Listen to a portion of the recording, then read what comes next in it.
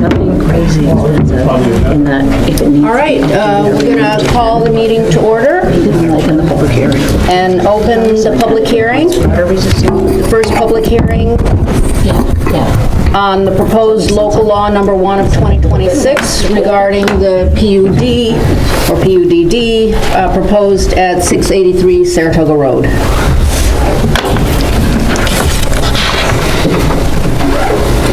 Connie, want to douse the lights?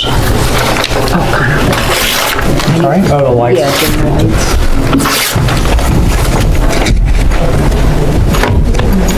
I know. Thank you. I'm gonna write it down.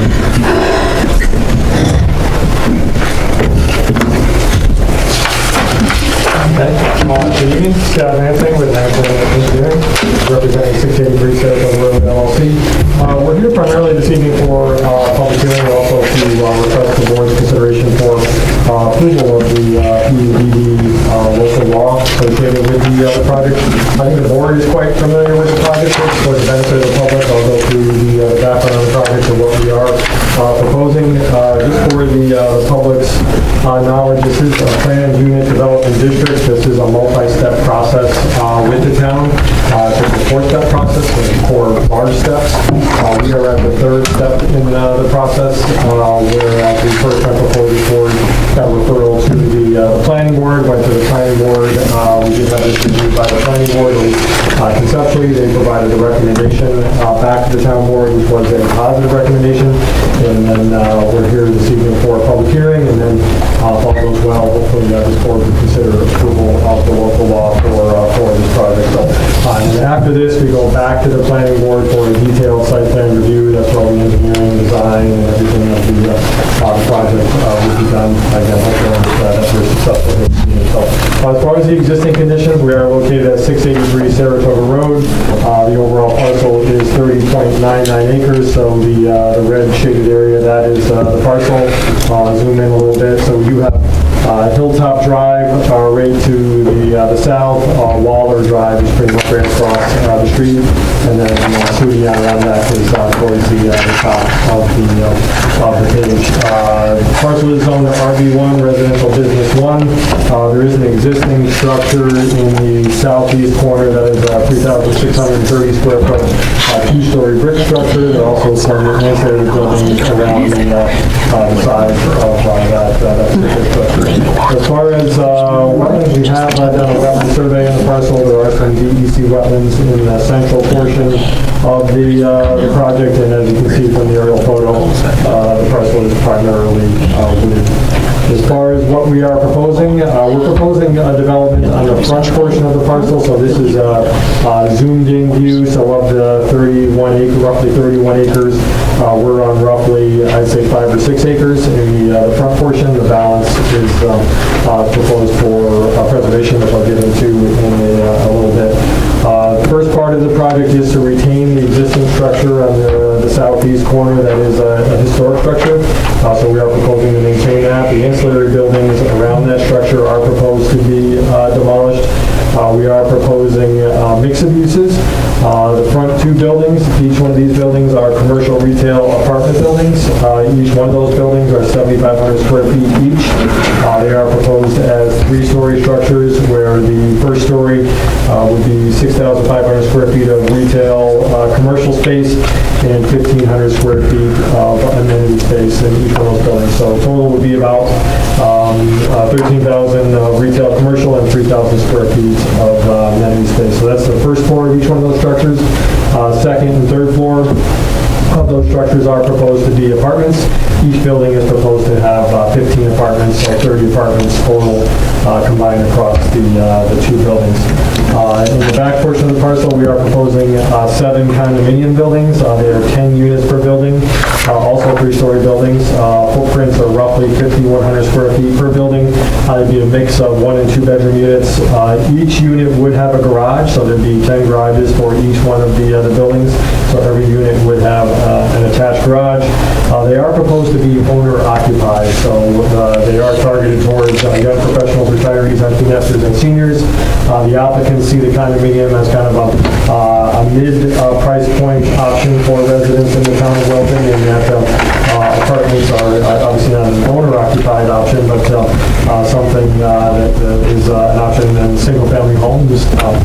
it seems like single-family homes in the area are much higher priced, where starter single-family home, new construction is probably $650,000, $700,000, something in that range. The applicants are proposing to have these somewhere in the 400s as far as ownership option for the condominium units. We're also proposing a 4-lot subdivision associated with the project. So the existing historic structure is proposed to be on 1 lot, one of the commercial buildings and apartment buildings on another lot, the second commercial building on another lot, and the balance of the property is proposed to be on 1 larger lot. As far as amenities, we are proposing a patio between the 2 commercial areas. We are proposing different uses in the building that could implement that patio area. And I'll go into the uses quickly. They would be the uses that would be allowed in the RB1, but above and beyond that, as far as retail and essential services, the applicant is proposing small-scale grocery store, limited size, under 2,500 square feet, to maintain the neighborhood feel, convenience and general store, primary hubs for daily essentials, specialty food and drink. Examples but not limited to would be bakery, bake shops, coffee shops, ice cream parlors, and wine and liquor stores, and then personal services including barber shops, beauty salons, spas, and laundromats.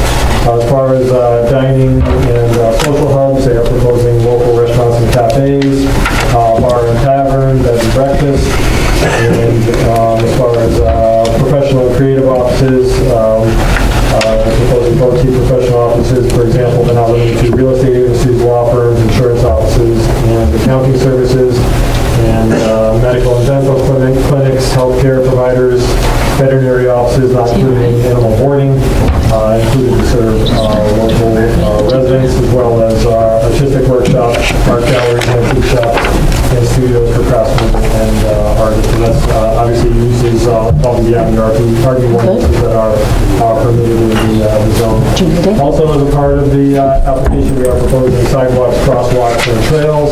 As far as the sidewalks, we are proposing sidewalks throughout the project, connecting all of the residents of the project to the retail commercial areas, as well as a sidewalk across the project on Saratoga Road. Beyond that, we're also proposing sidewalk connections, so towards the north, going up towards the canopy, and then down towards the south, going towards Hilltop Drive. So the total sidewalk along the frontage of Saratoga Road is approximately 1,600 linear feet, so it does provide a nice linkage, in our opinion, for pedestrians along the route. In addition to that, we are proposing a crosswalk down by Waller, so people can get across Route 9 safely, and then also up towards SUNY Adirondack, another crosswalk is proposed in that area. So that's the hard sidewalks on the project, and then applicants are also proposing a trail coming off of the project, coming back in by the pond in the back portion, with the gazebo area, and then the trail kind of coming up and meandering back into the back of the parcel, turning around and coming back out. As far as open space areas, as I did mention, we are a small portion of the project, so I'll flip back to this drawing. This is where the pond is. So if you recall the drawing we just had up, we're roughly in this area where the development is. So the balance of the 31 acres is proposed as to be permanently preserved. As far as the architecture that the applicants are anticipating, it's something that they will work on, but this is what the applicant likes and is looking to emulate for the project. So this is a 3-story building. The garages will be on the other side. So as far as the buildings that face out towards Saratoga Road, this is what the structures are proposed to look like in that area. As far as roadways, all the roadways in the project are proposed as private roadways, so nothing is proposed to be dedicated to the town for ownership, operation, and maintenance, so not anything that the town would have to expend resources for. They'll be owned, operated, and maintained by the condo association and the commercial building owners, so everything would be privately owned, operated, and maintained. We do have appropriate parking for all the various uses, and water and sewer will be public through the Wilton Water and Sewer Authority and Saratoga County Sewer District. Stormwater would be managed on site. As far as the process, as I did mention, we're here at the third step in the process of the four-step process. We have been working with the town board, the planning board. Throughout the process, we have refined the PUD legislation, which I believe the board members do have this evening. We have added mixed-use building in the front portion of the project, which was a request. We did add the sidewalk connections. Originally, the project and the sidewalk immediately across the frontage. We have extended that to the north and south, as well as worked on a phasing plan such that phase one would include sidewalk around the units and going towards the north. Phase two would include sidewalk in this area going towards the south, so there would be a continuous sidewalk going all along. And then when the commercial buildings are built, the sidewalk would be built in front of the commercial buildings. If that sidewalk were built early on, it would likely get destroyed with the construction of the commercial buildings. So that makes sense to have that done during the commercial construction, given that there will be a loop around and for pedestrians to walk without interruption in the sidewalk. Last but not least, there was a request for us to take a look at the front yard setback in that originally we had the buildings about 25 feet, which is typical for the zones in that area. There was a request to take a look at that and see if we could move that back.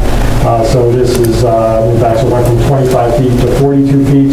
We're still maintaining the parking and the buffers and things of that nature. As you can see, kind of flipping back and forth. This is 25 feet. This is the 42 feet. I do have to apologize the way the renderings are. It's kind of tilted because it's a 3D perspective on the buildings. So the building is actually further back. You can kind of see the base of the building is down here.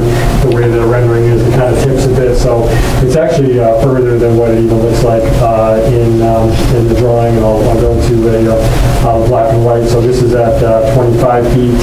And then this is at the 42, and again, that's the property line, so it's even further away from the edge of the pavement. That is essentially it. We're here tonight for questions and comments from the board, questions and comments from the public, and again, we'd like to have the board consideration for approval of the local law at a later time of the meeting. Thank you very much. Thank you. Thank you, Scott.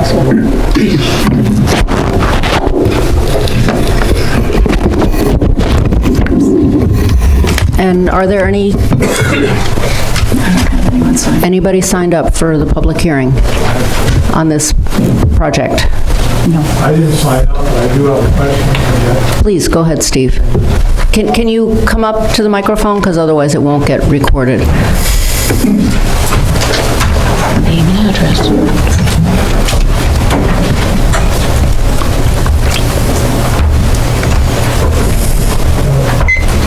My question is regarding the commercial application.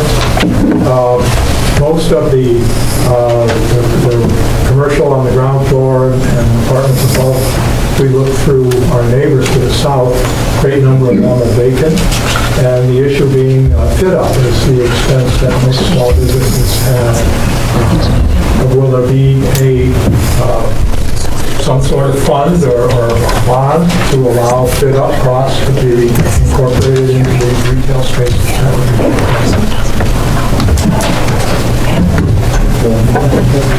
Sometimes you build it into the length of their lease.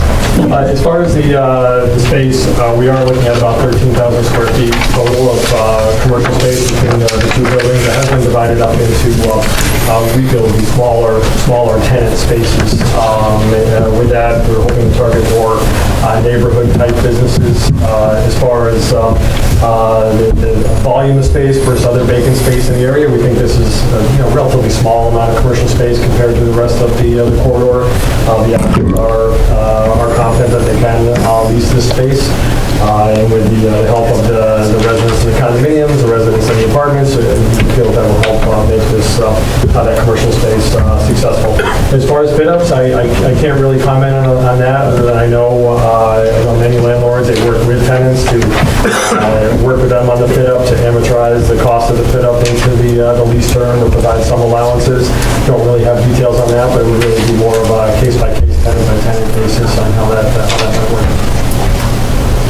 So you're saying that would be an issue left to the individual, the owner of each individual commercial parcel? Correct, yes, yeah, whoever is the owner of that, that typically, if they have space that's available to help entice people to rent that space, they will work with tenants to help with allowances on fit up or amortizing fit up, things of that nature. Okay, which is why we sort of pushed you guys to put some apartments above to sort of help increase the financial feasibility of that happening. I can attest being a commercial landlord, the tenants don't pay 95% of the time. It's amortized or there's an allowance because as a landlord, you want them to be there and paying rent. So you invest in their space to help them be there and grow. And then the amortization he's talking about, if it goes above and beyond an allotment per square foot, it can be, it's divided out amongst the length of the lease, whether it be 5, 7, 10, 15 years. So it's not new skin in the game to do stuff like that, for sure. What is the plan for the existing building again? Right now, it has a permit to be a bed and breakfast. I think right now it's just rented as a single-family residence. The applicant plans to continue operating it that way as a single-family residence or a bed and breakfast if that comes around with the permit that's currently there, but that's not what's anticipated right now. John, you have a question? Yep, the purpose we put in there for the square footage law was to prevent medical and dental buildings. So basically, when the owner can't rent these out to the mom and pop shops, like down the road, they just revert to the medical and dental. That's why that square footage zone, that square footage change was put in our zoning, and it looks like somehow they got bypassed. I'm not sure. The number seems like it grew a little bit. But when they can't fill it, when they come and say that they tried to rent it, they spend a year trying to rent the place, nobody's biting because of the upset fees. That's where medical and dental comes into play, and you'll just have more medical building other than that. In my opinion. Yeah, go ahead. Scott Kingsley, 105 Traeger Road. Question, who will be responsible for the snow clearing and general maintenance of the sidewalks? Will it be the business owners on the storefront, or will it be in the condo homeowners association? As far as the sidewalks within the project, it would be a mix as far as the sidewalks along the frontage. It's my understanding that the town requires owners to maintain the sidewalk in front of their specific property. So along the entire frontage of the project for the front portion, that will be maintained by those individual owners. As far as the interior portion, that would all be the condominium association, be part of their dues, and that's how that would be maintained.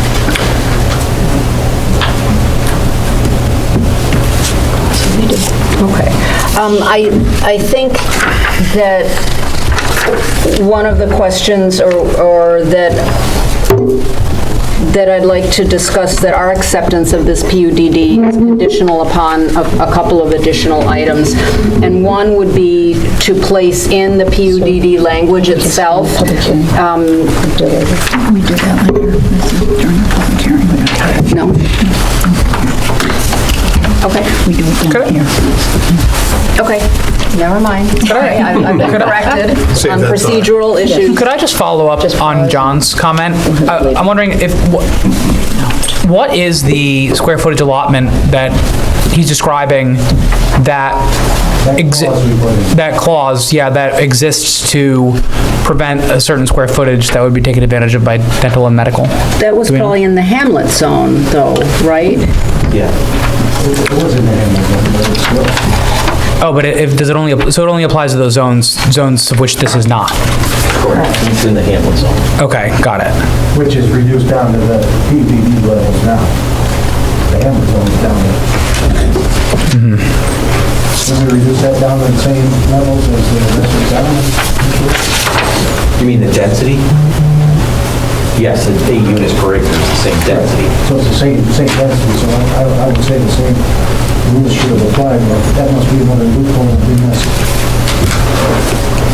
Well, with the PUDD, they can create any of their zoning that they want as far as setbacks, side yard setbacks, front setbacks. That's the creation of the parcel, however they want to develop it. Right, but what I'm trying to get at, just because I want to be crystal clear, is what you're describing for commercial space exists in the Hamlet zone.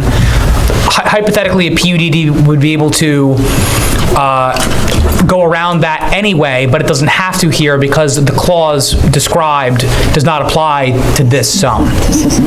Correct. Okay. And I think that's a good point, That though. only answers the one question. that Right. When they can't upgrade the properties, Yeah. they can't up it. Yeah. And I think that's a good point, and I think that's something that the clause you're describing probably should be more broadly applied to prevent dental and medical facilities from moving into a lot of these spaces, so, yeah. Is that, I'm confused about why we're focusing on medical and dental, though. Is that just on Route 9 in frontage? I mean, It was just brought up. I don't know, yeah, and I know the adjustment that was made in the Hamlet, but what's wrong with medical and dental? What's wrong with having that in town? Like, that's what I'm confused about. And where? When you mix them with the apartments, you mix them basically like they're doing Hamlet. The apartments are absolutely go down, walk down and shop.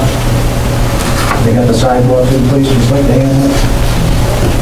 I'm not sure what the benches and street lights, but I'm sure they're in. My take on the favor or for sort of smaller businesses, mom and pop, independent businesses, is that it certainly is my perception after, canvassing for a couple of years. And that was the plan That's for the what everybody Hamlet. in the town seems to And that was the want. plan for the Hamlet, why the square footage changed, because the Hamlet wanted to be walkable and more mom and pop stuff. But this is outside of that. That's why I'm wondering what the issue with medical in this zone is. There's medical up there, there's a I don't, veterinarian next door, there's medical across the street. That's what, I'm just saying, yeah. when they can't find these bakeries and barbers and just like we ran into in the Hamlet. Gotcha. They can't find them. They revert to it. Gotcha. yeah. So it most likely will be, if the guy down the street 100 yards away couldn't fill his spaces with 10 barber shops and coffee shops and cafes and restaurants and all this sort of stuff, if he couldn't do it. I think we could debate that, but we Well, I won't. tried to. Yeah. All right. Anyhow, but All right. point's taken. Any other comments? Can I ask you a question? Yes. Can you stand up and identify yourself, please? 80 Daintree. Is that pond currently there? It is, yes. And is there a plan to ensure that any sort of runoff or just maintenance left over doesn't just fall back into the pond once this community is constructed? Is there a stormwater management plan to make sure that water isn't fed into the pond? Yes, there will be a full stormwater pollution prevention plan developed for this project as a part of the whole performance stuff in this project. We'll go back to the planning board. Develop that plan, and we full compliance with New York State DEC standards, and like pre-proposed flows, water quality, everything. I'm sorry, could you state your name again, just for the record? Because Galen Hench. Okay, thank you. Okay, if there's no other comments, I'm going to close the public hearing and request a motion. I'll make a motion. Close the public hearing. Motion to close the public hearing. Second. And all in favor? Aye. Aye. Anyone opposed? Okay, motion accepted. And we'll move on to the second public hearing. Thank you, Scott. And this is a public hearing on a proposed local law number 2 of 2026 to amend the Wilton Town Code to allow for, when violations end up going to court, to allow the town to recoup legal expenses, essentially. And is there anybody signed up for the public hearing? That was great. Well, I'll make a motion to close public hearing. So, second, sorry. All right, so motion, all in favor? Aye. Aye. Anyone opposed? Okay, motion passes 5-0. Okay, and I guess now request a motion, we'll begin the town meeting. And start with the Pledge of Allegiance. Pledge allegiance to the flag of the United States of America and to the republic for which it stands, one nation, under God, indivisible, with liberty and justice for all.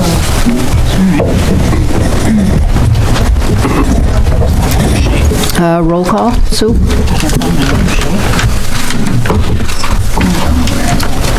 Supervisor Sturm, Present. Deputy Supervisor Rowan, Present? Councilwoman Callaghan. Here. Councilman O'Connor. Here. And Councilman Canale. Here. And the public comment period, Sue, is it, there's, I have Galen Hench. Galen, go ahead.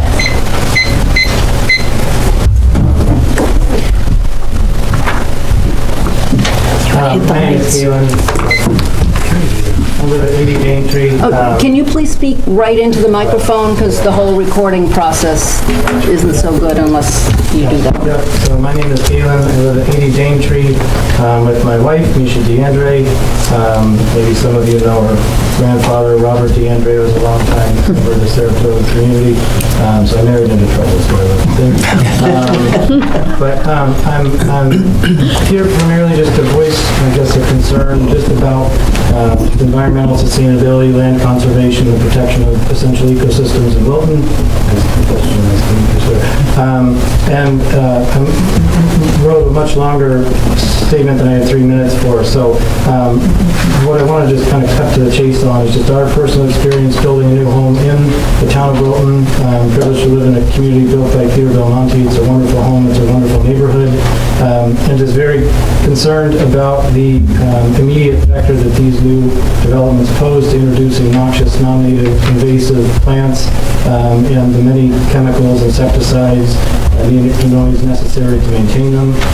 Our personal experience building our home is that we were presented with prepackaged landscape plans that by default include highly invasive plants, things like burning bush, Japanese barberry, orange daylily, and others that wreak havoc across our ecosystems and environments.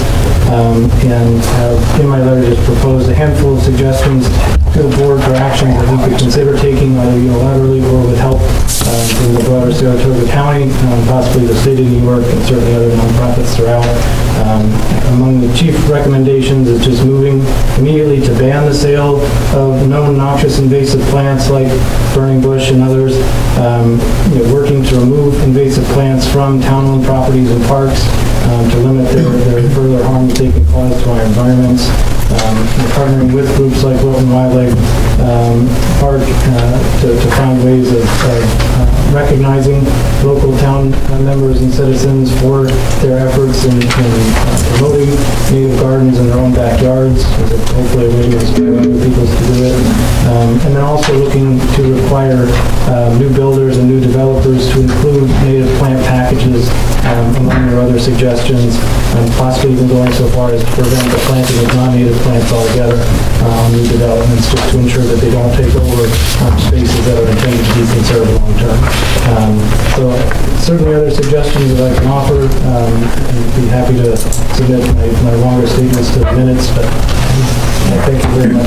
Thank you. Thank you so much. So I think you've already spoken to Connor. Connor is heading up code and zoning revision, and one of the items on their agenda is going to be addressing, there's a list of recommended plantings for developers, and lo and behold, there's a bunch of not only non-natives, but primarily invasive things, so that's going to be looked at. But thank you for your Thanks. you're bringing that up. I have to tell you, I'm a little surprised that I can't remember, Ryan, in all these years that issue's ever been raised.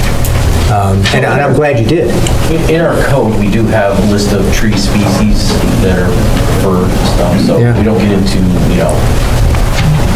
shrubbery and stuff like that. That's Yeah. more of a homeowner's decision or something. And yeah, I'll say, But there are, some of them are invasive, not just non-native. But we can't prohibit, No, but somebody we going can- to Home Depot or Lowe's and purchasing.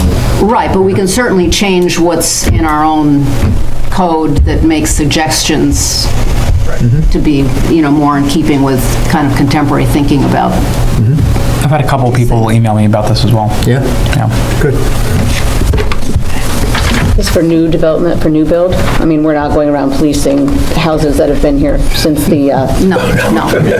50s, 60s, 70s, being like, I need you to tear out your landscaping, because I would not Right. support that. And there are municipalities that have had great ways of plant exchanges and offering coupons and recommendations to citizens to get them out. I'm sure suggestions are lovely, but requiring people to do it is Yeah, another no, not- completely I don't think that's- different I don't think level that's that on I the will table. not. I don't think support. anybody Yeah, just checking. wants to consider that. Okay, next person, public comment? We have Kristen Way too Allen. much Big Brother.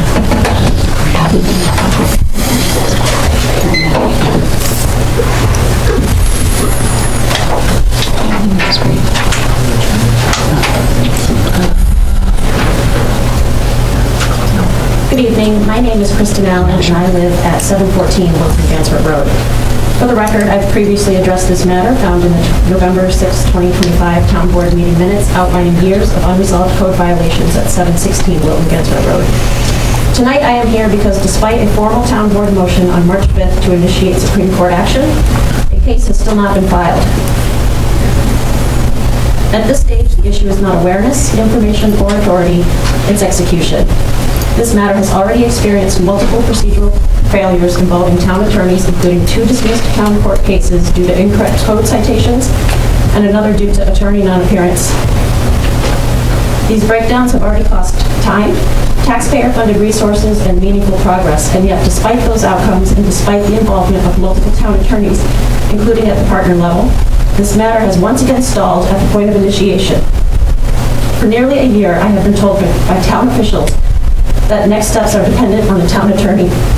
But deferral without clear direction, timelines, and follow-up is not a process, it is a pattern. Direction framed in open-ended terms such as earliest convenience does not establish expectations for timely action.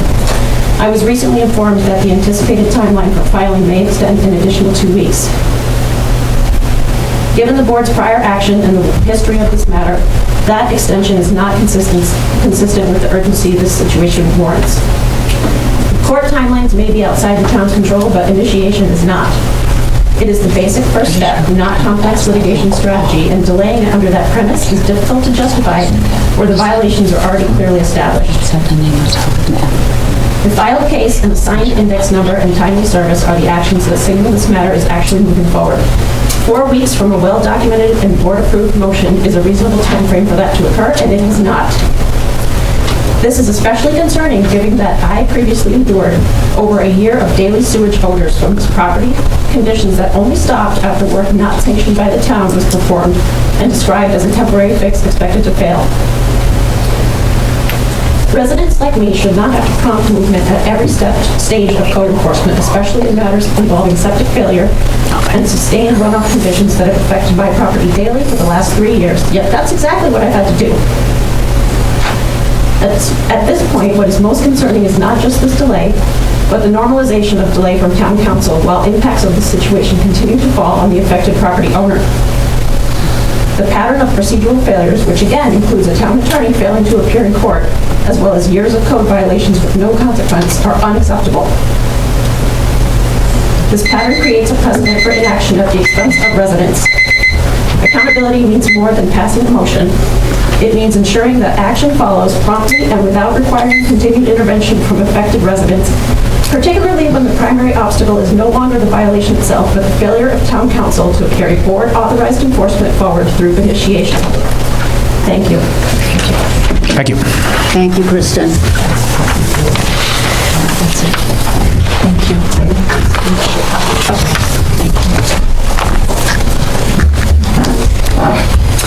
Okay, anybody else for public comment? No. Okay.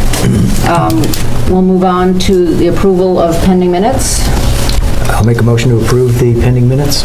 I'll second. All in favor? Aye. Anyone opposed? Okay, motion passes 5-0. The next item is regarding the public hearing. The first item on the public hearing, proposed local law number 1 of 2026 regarding a PUDD at 683 Saratoga Road. And is there any discussion on the part of the board? Start doing a motion and then a discussion. Well, I think you had questions during their Yes. public hearing. Yeah. So, the couple issues that I would like to bring up to suggest that the acceptance of this PUD is conditional upon are, number one, documenting the current 42-foot frontage actually in the PUD language. And number two, that I would like the board to discuss would be the issue of putting some kind of sunset clause on the PUD approval, that if, planning and plan approval doesn't happen within a certain amount of time, that the PUD would expire. And if that's something Sure. That makes sense to me. that anybody, Isn't there a statutory provision? Well, so for site plan review, there is, but the PUD length, if the town board approves the PUD length, will still hold as a use. Right, there's no sunset on the legislation itself. Okay, gotcha. So you did mention if the planning board process, do you want to put the sunset clause on if the project does not develop and start construction at a certain point, 4 or 5 years down the road?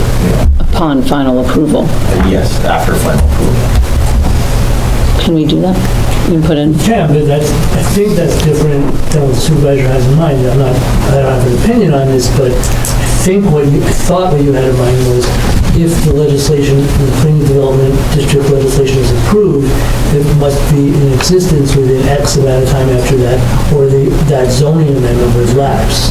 yes, So that's what I'm referring to.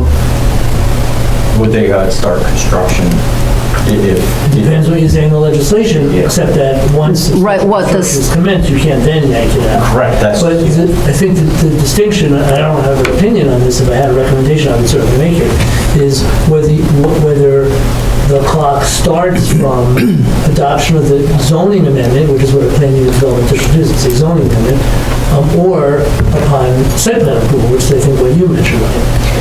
Yeah. It doesn't matter. I don't have an opinion either, it's just, something. Those are just two different things, that's all. Something out there that would then, require the applicant to come back for an extension, could be, or it just altogether expires. well, we know sometimes how long a site plan process could be in front of the planning board. I mean, you always hope it's only going to be maybe 6 months, but I'd hate to start the clock now, and then the planning board could take a year. We shouldn't start the clock until they've, stamped and approved. I Because agree. you've got to get your finances in, and then what stage are you, commencing that at? The clearing of the property could happen. Does that count? Does that start the clock over again if it takes a year to clear? I mean, look what happened over on Route 50, right? They cleared it and now nothing's happening. So I think we need to be very clear on what that sunset looks like and what stages of completion. I think it would be fair to be on completion of the approval process. So the approval of the site plan. Right. Not passing the PUDD. And there already is, Is that what you mean? Like a certain amount, I don't know. no, specifically where that the PUD approval would sunset itself, would expire. So assuming that the planning board would take at least 6 months, at least. at least. Yeah, and as has been discussed, I would be inclined to put a sunset expiration date, whatever you want to call it, for some time period after planning board approval. Whether that's 6 months, from that time, or... Well, they do have it in the PUD legislation. It's anticipated that the construction will start 24 months after approval. I assume that's for financing and everything, so you would probably at least be on 24 months after planning board approval. Okay. That's just a suggestion.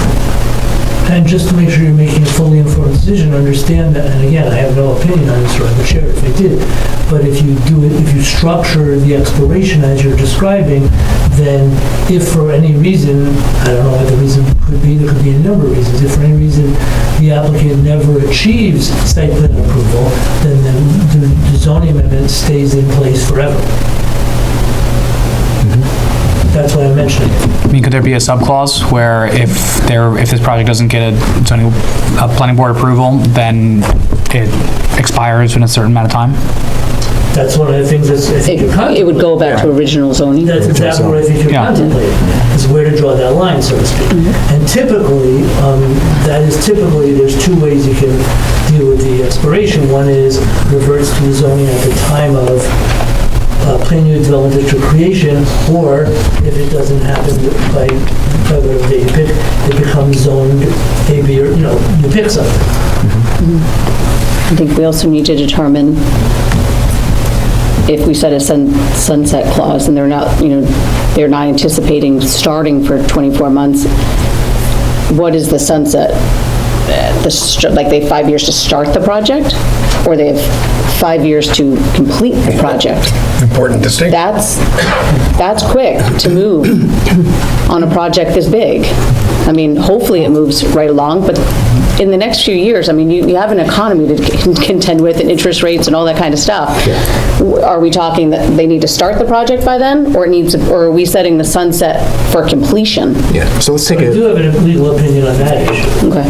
I think it's a little risky to have it targeted to completion because you don't want to change midstream, so to speak, once underway. So I would not recommend that. Yeah, you look at a project like Forest Grove, I mean, many years to complete that. And again, to Erin's point about who knows where the economy, interest rates, or anything else is going at this point. We have an election in 28. So the applicants, so in the PUDD legislation, it says that they will start construction within 24 months? That's anticipated, and it's in phase. I don't know if you want to go over the phasing. But phase 1 was the 3 10-unit condos, and then phase 2 was 4 10 units, and phase 3 would be the mixed-use building. So it is planned in phases, and that will take some time. But once they start substantially construction, that would be the point. You can make it 4 years from,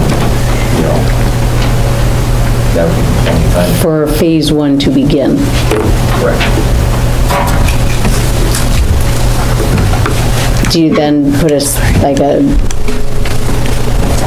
sunset in that they have 24 months for phase 2 to begin? No, once they start. So once it starts, perfect. So construction to commence 24 months after approval by the planning board. Final approval, Final approval by the planning board. If the project is not approved or disapproved by the planning board, then the property would revert to its original zoning. Correct. And that's planning board site plan approval. Yes. I'm going to make a motion to that effect, but don't ask me to say it all over. So but now you're suggesting that if they don't have the planning board site plan approval within 24 months, that then the PUD would expire? No, if the planning board chooses not to approve this project, it becomes null and void and the property goes back to its original zone. Correct. So, yes. There are two different things here. That's step,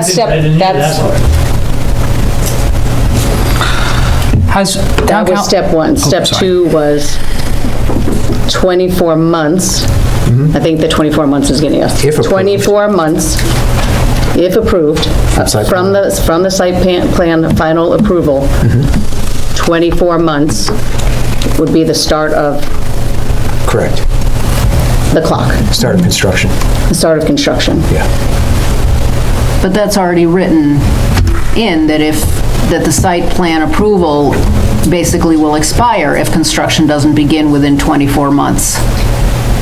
But that's not the same. But what we're Right, saying, not the site plan will, not just the site plan will expire, but the zoning revision that we're making today reverts back to the original land use. That way, PUDD, if this all dissolves, they can have site plan approval, Right. and then site plan approval goes away, they lose that, but the PUD will still be in place.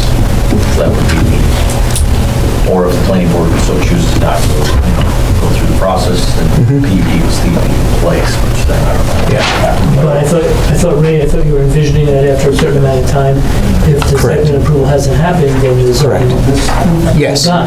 Yes. Right. Then revert back to the original zoning. Reverse zone. Yeah. Yeah. Which is good. Okay. Yeah. But it wasn't after a certain amount of time for the approval to happen. It's if the approval does not happen, Then we, regardless of how long the planning approval takes. yes. If the planning board says, Two things. hard no. Right. Two things will revert this back to the original zoning. Planning board does not approve. Construction does not commence within 24 months if they approve. I like that. And I'd also like, for, given especially that this language is being redrafted, for our, motion to approve to be conditioned upon town council review and approval as well. Yeah, we appreciate And that. Director of Planning and Engineering. Because I'm still not clear, Ray, the way you just last stated it, there could be a lapse of infinite amount of time because the planning board hasn't, if the planning board hasn't rejected it, but just hasn't made a decision. Correct. And then the zoning would stay in place until and unless the planning board denied site plan. If I understood what you said. And I'm saying that's a bad thing, I'm not saying it's a bad thing, I'm saying it didn't sound consistent with your intention to me. So the what if is, zoning amendment is approved, and for whatever reason, planning board site plan review process does not proceed very expeditiously. And it sits there and sits there and sits there and sits there. It hasn't been denied by the planning board. The zoning stays in place until and unless something happens. That's fine if that's your intention. You were trying to avoid like a liminal space, Trying to avoid what, sorry? just like a period in which there's ambiguity in the zone, and it just is sitting forever. Well, there wouldn't be ambiguity. I just want to Well, make sure you're comfortable. here's the thing is if, let's say there's an extraordinary delay in the planning process, nothing's going to happen on that property anyway. Nobody's touching, throwing a shovel in the ground unless the planning board approves it. So if the planning board just ignores it for the next 5 years, it doesn't matter if the PUDD legislation stays in place. That's my point. Nobody's doing anything. As long as you're comfortable. Yeah, we're with not that. time constraining the planning process. Exactly. Right. As long as you're comfortable with that, that's fine. Yeah, I'm comfortable with that. But I thought that was that there were really two issues that the sunset clause would address. One would be that the PUD lapses if construction doesn't commence within 24 months of planning board site approval. Correct. And the second circumstance would be, and maybe this could be modified, if planning board approval does not occur within X number of months, because otherwise it can sit in limbo forever, and the PUD sits in limbo forever. Exactly what I wanted to make sure everybody understood. Precisely that. So that there really should be two parts. I mean, could we just put like an extraordinary amount of time on that? Like, what is the longest approval process the planning board's ever had? Oh, don't put, yeah. Yep, Okay. years. Yeah, if you put 24 months. Yeah, but I go back to if it is not approved. Nothing's going to happen on it. Nothing's going to happen on that They got to come property. back here anyway. So there's no risk. There's no risk. Yeah, that tracks. It gives the planning board time to do their due diligence. We should never put a time constraint on them doing what they need to do for a proper project. And then it's up to, however long that takes, because we all know that different things can come up. But once the planning board decides to do that final approval, the final approval starts the clock, where they have 24 months to commence the first phase of construction. Right. And even if, and to Ray's point, if the planning process drags out for 2 or 3 years, it's undeveloped. It sits as it is right now. Yeah, nobody's building anything. Yeah. Nothing can happen. But do you want 4 if you years want, we from could now? put a 5-year on it, like they have 5 years to complete.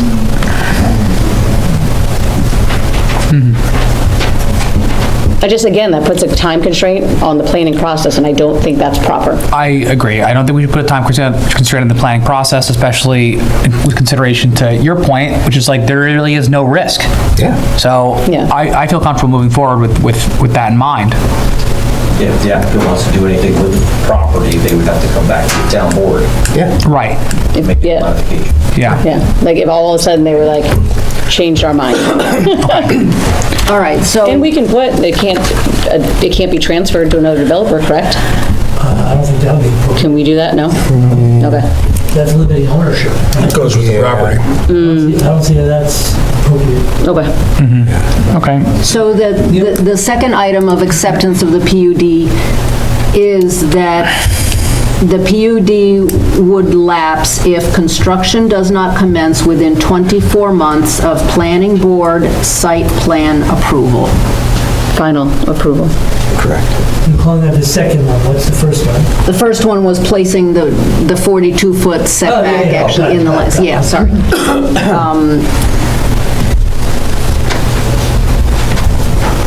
So planning board final site plan approval. Are we comfortable moving forward on a Yes. motion tonight, or, yes? I am. Okay, Me too. just want to ask the question. All this There's language, one- pending council review. I want that to be pending council review and approval. Yeah. Council and director of planning and there's engineering review. A third item? I remember you did. Why not? There's a third item that I'd like to bring up, that in the language in the current PUD, it talks about dedication of the rear portion of the property to the homeowners association, and after discussion, and the discussion was initiated with you guys as well, that we would like to have that rear portion of the property actually be ceded to the town, to help facilitate, trail connections up through, with Saratoga Plan, to their projects up on the ridge. Do we need to approve that as a board too, or at a later date? The intent to accept. It would be an intent to accept.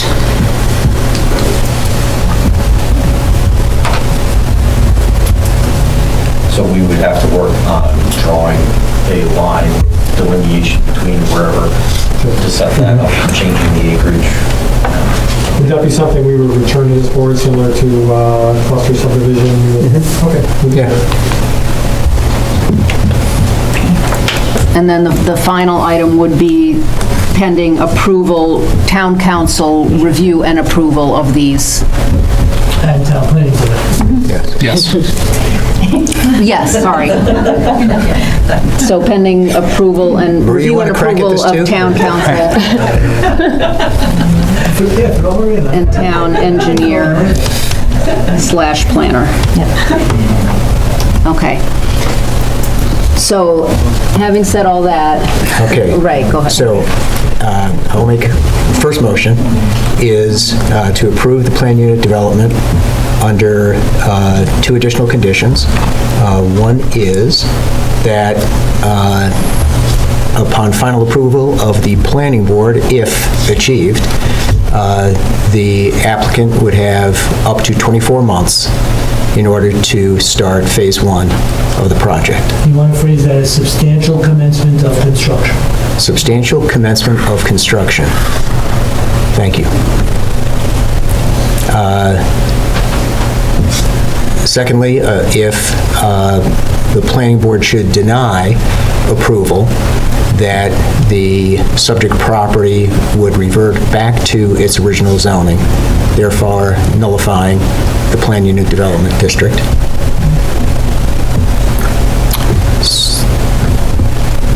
So I think maybe we ought to vote on that first, and then go to the intent to accept after. I'll second Ray's motion. And all in favor? Aye. Aye. Anyone opposed? No. That motion passes. And then in our discussion regarding the back part of the property, that subject to review by, you're out of this one, subject to review by planning and engineering, and subsequent review by the town board as well, that there a motion for the intent to accept the donated property. I'll second.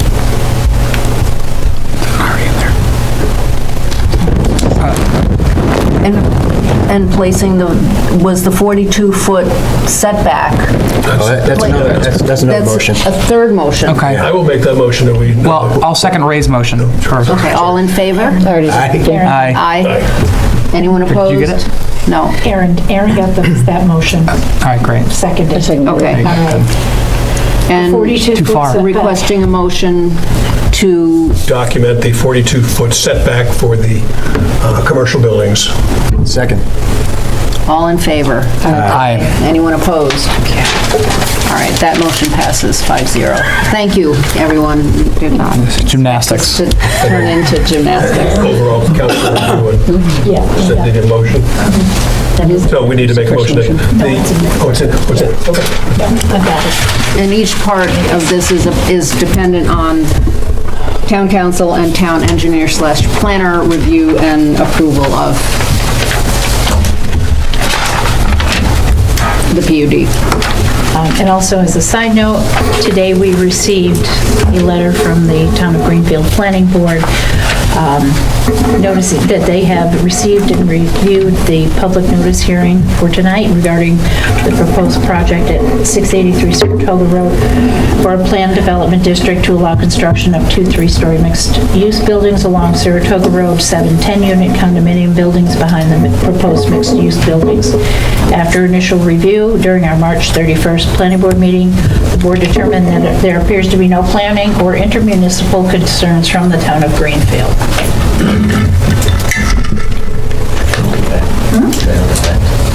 The veterinarian. Oh, no, I didn't say anything about the veterinarian. So I'll just let you know, the veterinarian just to the north of this project. Rocket. He came to visit me today. He did not make it tonight, and he reviewed the plans, looked at it. He had no issues with the plans. Good. Just to let you know. Thank you. Thanks. Thank you, Scott. Thank you. The next item on the agenda, proposed local law number 2 of 2026, amending chapter of the town code regarding the town of Wilton to be able to collect legal and enforcement expenses should violations of town code end up in court. And Connor? Yeah, so it does exactly that. It's been drafted and reviewed by council. We have a copy of it available to folks.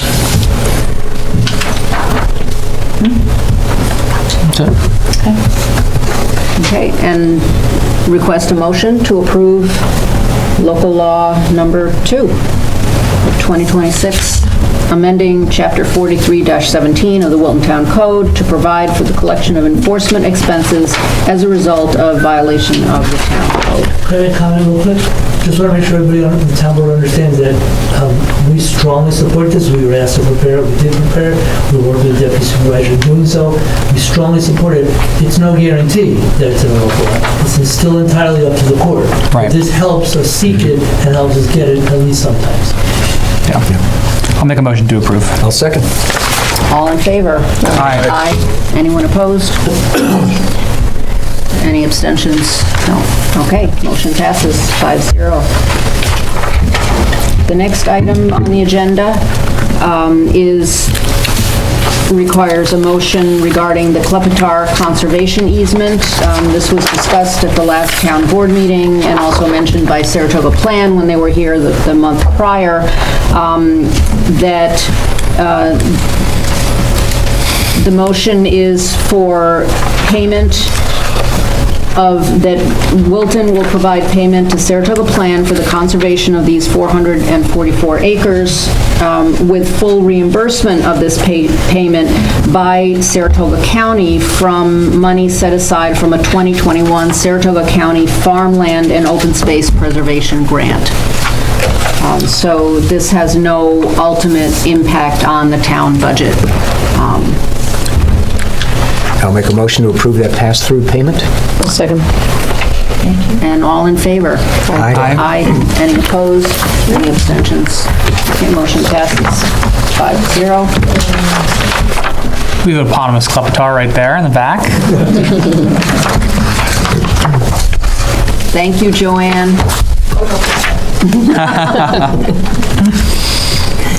And the next item, we're requesting a motion from the town board regarding approval of a contract with the county sheriff for providing services, a deputy sheriff to the town of Wilton for 40 hours a week, Monday through Friday, from 8 a.m. to 4 p.m., and this is a designated sheriff. I'm requesting a motion. Could I ask a clarifying question? Yes. And this is really to Aaron and Ray, because you guys have been through this process before. Is there any reason that the time of patrol is 8 a.m. to 4 p.m., Monday through Friday? It's sort of how their shifts work, and I actually tried to push the sheriff about some flexibility on this, because that's basically a pretty low impact time in terms of law enforcement, and they really did not have the availability of deputies to be able to give us somebody on schedule for times that were more active, let's say an evening shift or weekend. Right, but we have to remember, we're hiring this particular deputy from 8 to 4. That doesn't mean that the town is not patrolled the other hours of the day and week. Yeah. So they'll still come through, and certainly I'm sure this deputy, once he, learns the town and the patterns and behaviors, will probably talk to his counterparts and be like, go check out this section of road, and see what you get in the evening, things like that. So I don't think we're tying ourselves to only having coverage. Absolutely not. I mean, and occasionally the deputy might not be available because if there's need in an immediately surrounding community and they sort of are pulling in all hands, extra hands. Right. And likewise, if we were to have need after hours or even during those hours, more. Yeah. It's good to have dedication on school days. Okay. There's language here that says sheriff have the right to modify the foregoing schedule. Right. Okay. They can react to the real world. Yeah, absolutely. Well, I'll make a motion to approve. I'll second. And all in favor? Aye. Aye. Anyone opposed? And no abstentions? Motion passes 5-0. And the And who is our sheriff? Deputy Duell. D-U-E-L-L. D-U-E-L-L. And they actually have a kind of a barracks at the mall, but there's no public entrance. It's kind of right behind DMV. It's kind of snugged into that corner there, and you can only access it if you go into that corner from the parking lot. But and they actually have a bench with, you know, yes, where they arrange, you know, they process people, you know, bring folks in there and. The brig. Duels brig. I'll tell you, we're one fortunate town that towards the south end of the town, we've got the sheriff's office at the mall, and at the north end, we got the state police up here on Ballard Road. And I may have mentioned this before, but years and years ago, as the town grew, there was pressure to create our own police department, which is an extraordinary expense. And that's what led to us talking to the state police and saying, hey, we'll build you a zone headquarters in our town. And it was done at the town expense on land that the town already owned. And then, then the sheriff's office, establishing an office down at the mall gives us extraordinary coverage. We have a lot of deputies and a lot of troopers going in and out of this town every day. Yeah. We have a hand raised. Yeah, I'd like to point out, as far as this dedicated sheriff's patrol, the high traffic use around our schools is more likely to be observed between the hours of 7:30 and 3:30, because by 8 o'clock, there's nobody pulling in because they're already late for class. Well, Dorothy Nolan doesn't drop off till 9 a.m. Dorothy Nolan doesn't drop, they don't start school till 9 a.m. The middle school does, the one that I run into traffic does. But I know that they do have the same backups of traffic. There's also a deputy on site, a school resource officer. It's also a state highway in Greenfield. From the time school starts to the time school ends every day. Right. So there's a deputy on site at Maple Avenue School 5 days a week. And we have to remember. The sheriff's That is correct. department. And yes, through their SRO program. But we also have to remember Route 9 is a state highway and the middle school's in Greenfield. This deputy is assigned to Wilton. Okay, we have a motion on the table. No. No? We don't? Oh, great. Okay, next item, requesting a motion for the town board to approve a contract with software. This software is called Compliance Engine, and it's to be utilized by the building department to track commercial fire inspections. And it's not anything that costs the town anything. It's a fee that is applied to commercial entities when they submit their reports into this software. And it's a nominal fee of like $27 per submission of reports, which occurs once a year or Once every 2 years. so it's not a large financial burden on the commercial entities. Correct. However, it's not the commercial entity that is submitting the report. It is the company who does the fire inspection is the one who submits the report. The fee to them is $27. They can charge a commercial entity whatever they want. I had asked for clarification how much that might cost. I didn't get an answer. I agree with the program. Let me start with that first. I think simplifying it, I think making sure that everybody's up to date on fire code is super important, for sure. My concern, and I did share it with John, was the pass-through cost to commercial and how often, right? Some are every year. My other question was, if you take a building like Park Place with 200 residential units, technically each of those units is supposed to be inspected, not just their fire and water rooms, the units are. So how often are we, I think we need to be clear on how often we're requiring those inspections to happen. And is there a company with capacity to do it all?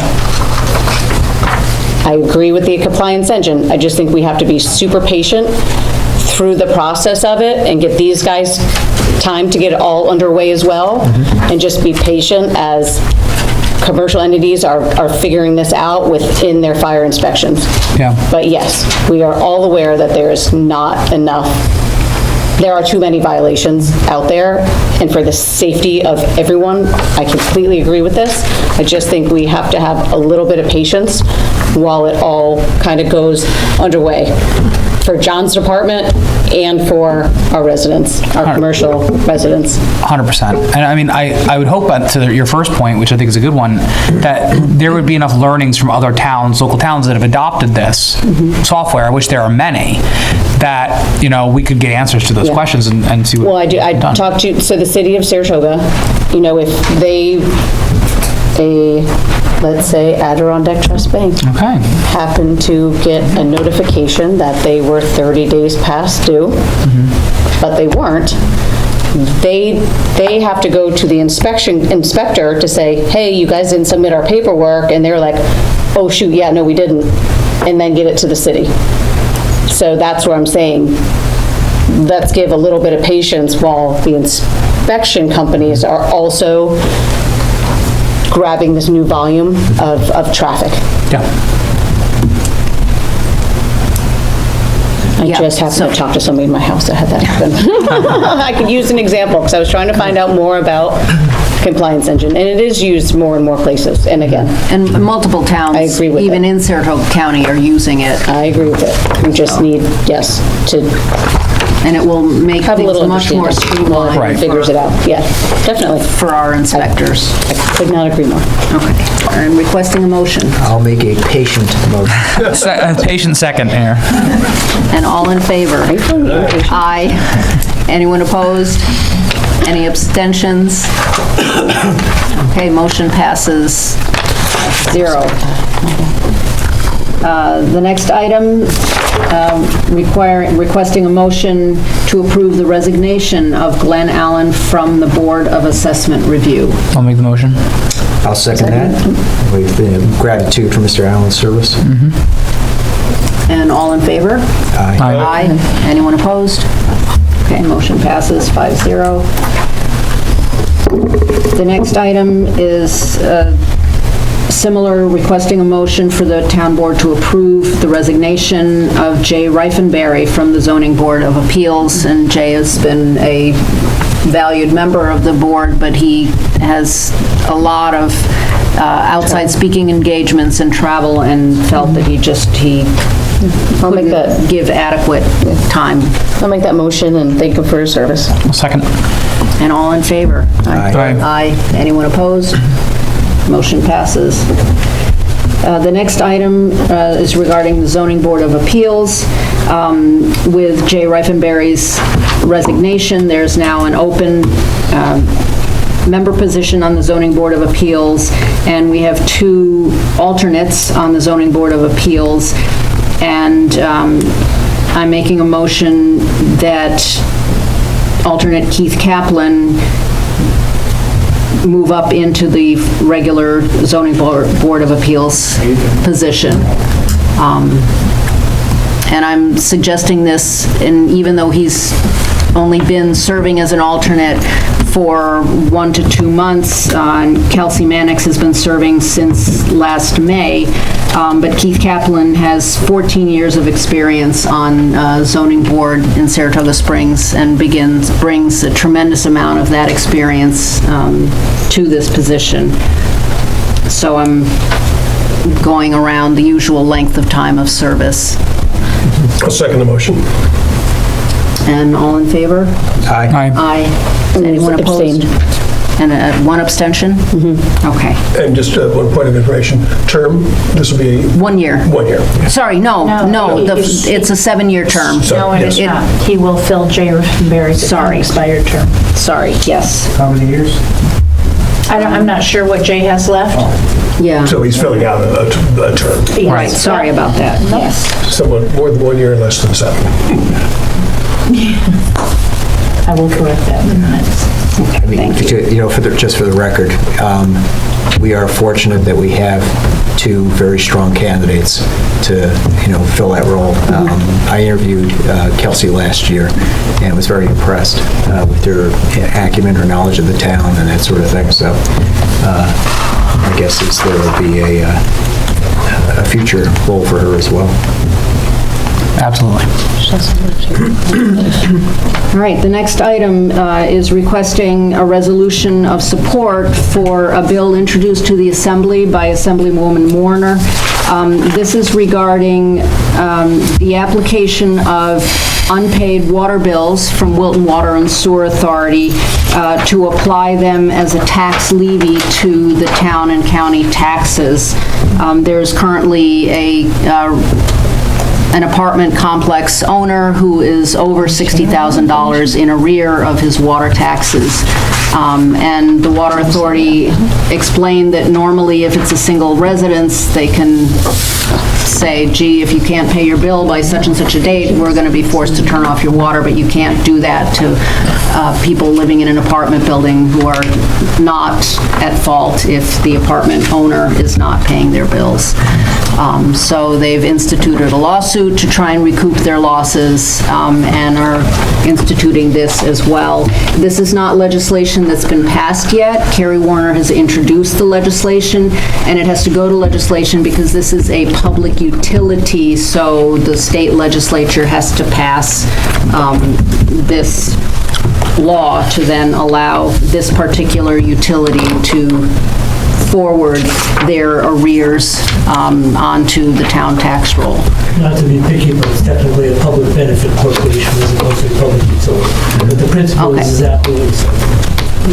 I'll make a motion to approve the resolution in support of Bill A09293 for the Wilton Water and Sewer Authority. I'll second. Oh, she got it. That's good. And all in favor? Aye. Move it along. Any opposed? Any abstentions? Motion passes. Do we have a sense of how long this would take at the state legislature? I mean, it's not As soon as anything... they adopt the budget, they'll get to this. Right, it's not anything that costs any money. Yeah, by 2075, we'll be By the end of June, they tend to push things through. I mean, I know the water authority is flush, is what I'm saying, with financially flush. I think it's already being co-sponsored in the Senate by Senator Tedesco, and so it's certainly not controversial, so. No, yeah. And it's not going to cost the legislature anything, so there should be... Yeah. And I think towns should have that kind of authority to deal with situations like this. Next item is, sorry, Mark? Point on this one, this might save us a month, or it might not, but I thought I'd make a hopefully constructive suggestion. I had sent down a slightly revised version of this resolution, which added, after it says in the second resolve, New York State Assembly adopt A9293, which is the bill number. I added, and any companion Senate bill. There is no companion Senate bill yet, but my hope is that we cheat a little, and if we add that language now, and there's a companion Senate bill, we don't have to wait to... It's not cheating, it's forward thinking. Well, we can make a... Proper planning. Oh, 0929. And not have to wait about the next one's meeting when there is a Senate bill. Could I make a motion to revise the previously adopted document to include the language that Mark so eloquently said, and we'll say again? And after A9293 in the second resolve, just add, and any companion Senate bill. To add, and any companion Senate bill.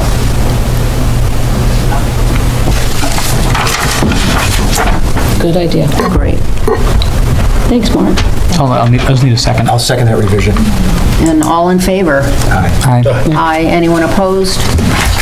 The revision to that motion has been passed, 5-0. Next item is requesting a motion to approve a request from Wilton Wildlife Preserve and Park. They're requesting that a building at Camp Saratoga be allowed to be demolished, and this is to provide space for future building that's going to have a meeting room, I think conference room, sort of a multi-use, larger footprint building in that same place. The cost of which is whom's? The demolition and the removal of debris. Who does that fall on? Their budget, or? There's Scott in the back. Scott, you guys have had this discussion? I know it's not my budget. Now, Mike has let me use yesterday. The dumpster. What happened the last time? All I know is the building with an X, is that right? Yeah. So Is this I don't something know if you can that needs comment. to be then clarified? Yeah. I don't know if it's part of the grant and... I mean, clearly, we were hoping that the town would be supportive in terms of the demolition. We have raised the funds for the new foundation, the building, so everything from the ground up. Our assumption was that we were hoping that the town would be able to do the demolition, some basic grading, and then we would take over from there. That's, but the building's got to go somewhere. Everything gets torn down. Who's paying for the removal of all the My understanding is debris? we were going to get a couple 40-yard dumpsters and we were going to fill the dumpsters. Fill them? Yep. I would assume Margot's paying for the dumpsters. Okay. Is that right? And she was aligning, scheduling, getting them. It was verbally stated that she could pay for the removal of the dumpster fees. The town would assist with the equipment and actual physical demolition. We'll do the demo, the grading, everything else, and Wilton Wildlife will pay for the removal of the debris? Yeah, that's my understanding. Okay.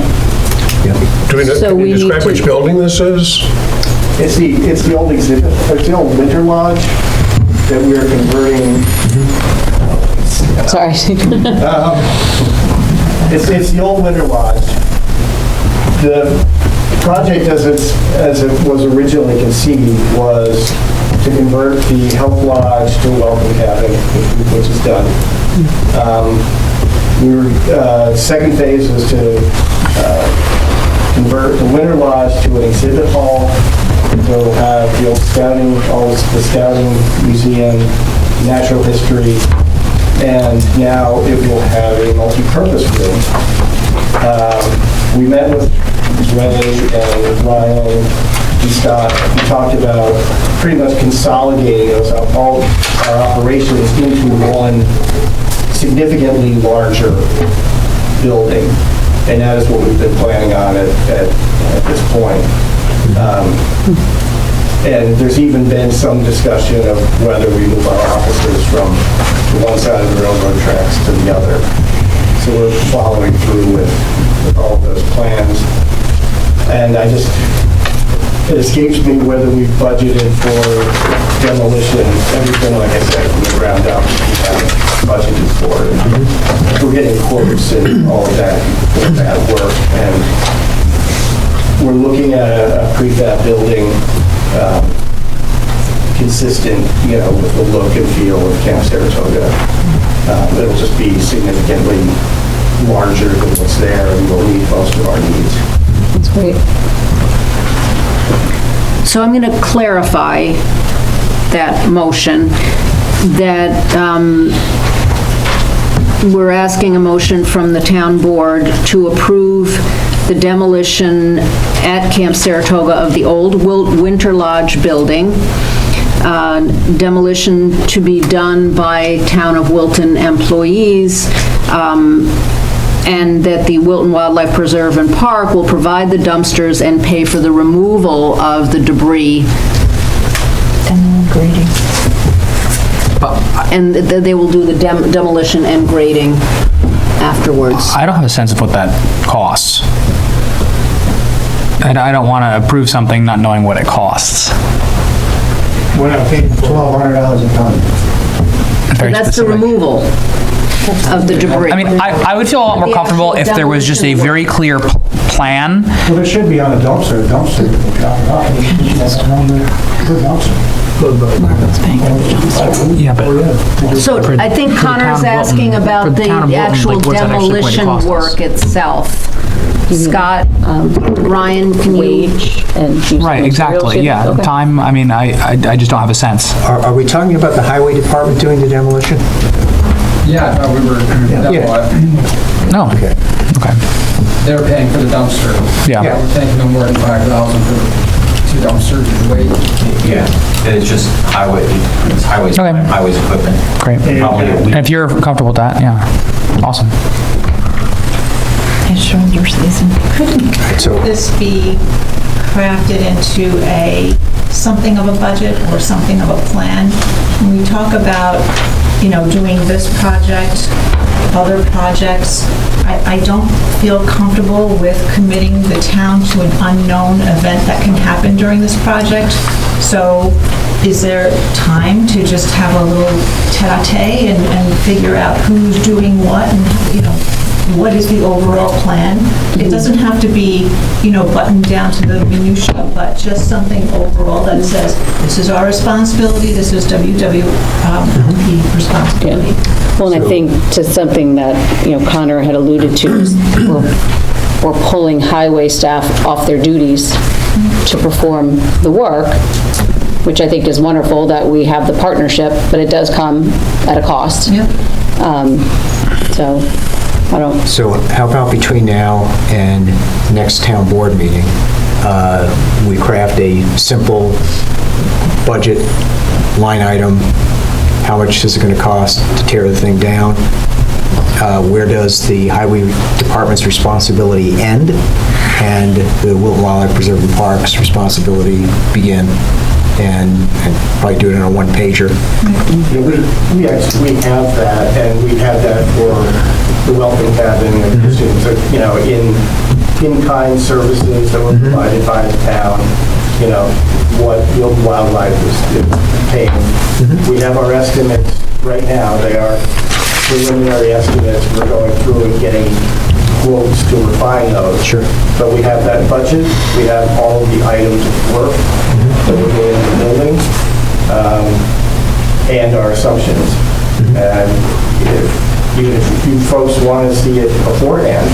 So I guess all we're asking for is just the demolition portion, what you're asking of us, so that to give an idea of the in-kind, and Mike, you're going to have to work with Steve on this, or even craft it, what kind of time commitment and machinery commitment it will take from your department to do the demolition, and then the grading afterwards, and then we'll put it together for next month. Is that, Steve, is that acceptable for you guys? Awesome.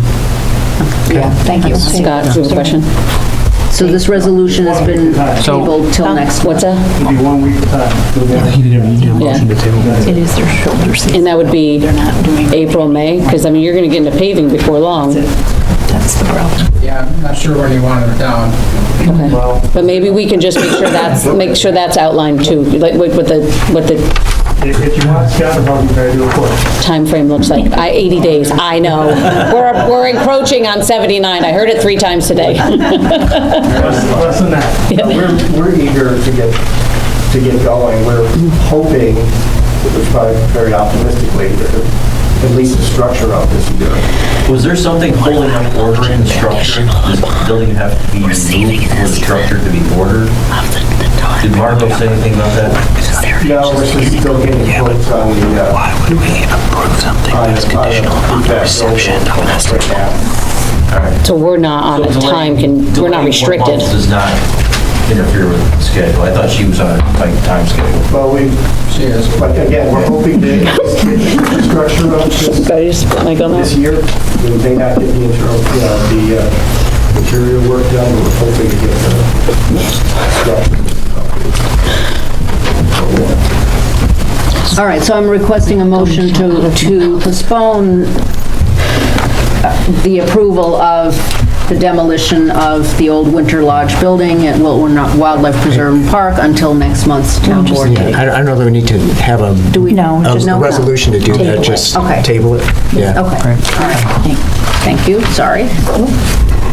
Okay, the next item, there's been a request for an alcohol waiver for a fundraiser to be held. It's going to be on site at Wilton Wildlife Preserve and Park at Camp Saratoga, and it's the 28th of May. And the town has a policy in place that prohibits alcohol from being served at functions, so they are requesting a waiver for this fundraiser. What are the hours? 6 to 9, I think it was. 5 to 8. 5 to 8, that's close. I think that's fair to say that there won't be any field trips during that time. Yes, it's going to be adults only. We're hoping for about 50 to 100 people. Cash bar. just nice acoustic music, lighthearted, little spring gathering. It's great. Yeah, I feel comfortable with this. Okay, so requesting a motion, So moved. No second. and all in favor? Aye. Aye. Any opposed? Any abstentions? All right, motion passes 5-0. The next item is in a very similar vein. This is requesting an alcohol waiver for an event to be held at Gavin Park. And it's an event run by the Veterans and Community Housing Coalition on Saturday, July 11th. The time is from 11 to 2. And Ray, can you give me a little bit of background on this organization? You know them very well. Yeah, I've been involved with this organization for, gosh, about a dozen years now, and I'm actually on the committee that is organizing this event. It's called the Red, White, and Luau. It's a Hawaiian-themed event, fundraiser for an organization that helps veterans who are often making the tough transition from military to civilian life. And there was another venue that had agreed to host this event. And then after the date was picked, the plans were put in place, and everything from the menu to the beverages, the other venue said, "Oh, we double booked." And the other organization booked before you guys, so sorry, you got to go find a new place to have your event. So the director of the organization, Diana Zaro, happens to be a Wilton resident, and before taking over VCHC a couple of years ago, she worked for AIM Services, worked on the event that AIM Services has at the park, with the 8:30 a.m. alarm. croquet tournament. And so this is principally a family event. Their other big event is the Veterans Ball, which is held usually somewhere around Veterans Day. And it's like I said, it's a family event, it's a barbecue thing, and so, and they have an organization that has agreed to donate beer, basically for the event. So I don't anticipate there being anything rowdy or... And it's confined to the large pavilion? Yeah. And in their letter to us, they outlined all these steps they're putting into place of people who will be monitoring the situation and not serving alcohol to obviously inebriated people, blah, blah, Oh, blah. yeah, this is a real squared away organization. I'll make a motion to approve. Second. And all in favor? Aye. Anyone opposed? I'll abstain since I'm... And one abstention. For all those years, you deserve a beer. Well, here's the thing, I don't even drink. At all. You really deserve a beer then. There's nothing in it for me. Right. The next item is regarding our senior center. We have been now without a director since the untimely passing of Robin Corrigan. And Erin, do you want to lead this discussion? Sure. This is a discussion part, and then we'll come to the voting and the nitty-gritty during the comptroller's report. But a current senior that's over there, Judy Shin, has offered to step in as the director. She is their current treasurer, which she has already, well, I shouldn't say already stepped down from that role. She's prepared to step down from that role, and they have a new treasurer ready to come in should she be appointed tonight. In speaking with the seniors, Nancy and I went over last week and, chatted with all of them, and they would like to have some more days and hours. So we agreed upon the first and third Thursday of the month with the same hours, because Greenfield is the second and fourth Thursday. And there were some Greenfield residents, seniors there. So we were like, all right, well, why don't we do the opposite, and it will open up an extra day a week for everybody. So currently, it had been operating on Mondays and Tuesdays? Mondays and Tuesdays from 10 to 2. Yep. And thank you to Scott. Is he still here? He's been helping keep it unlocked and locked up, making sure everything's shut down, shut off. The extra 2 days a month would be that same time frame? Yes, 10 to 2, and it would keep, because it's a part-time position, would keep it under 17 hours a week, which is what we need to make sure that we maintain. And then Maria and I are going over to sit down with them next Tuesday Judy in that new capacity if she gets approved tonight, but we're still going to go over anyway and kind of delineate what is the town budget responsibilities and the senior center, because they really are a completely separate entity with their own board. Nancy and I also shared their bylaws with them, which are not even close to what's happening. So they're going to work on that. I've offered to help where I can, but again, it's very separate. So it's something that they're going to also have to address. Like, they only have 2 people on their board, there's supposed to be 12, but there's not even 12 people over there. Right. So they're gonna need to make some amendments, which they are aware of. So we're cleaning that up a little bit. So they're gonna work on their bylaws, but Maria and I are gonna go over next Tuesday and just delineate what's our responsibility, what's their responsibility, especially with that new budget item now from the county where they doubled the bus and the food contract to $8,200 each.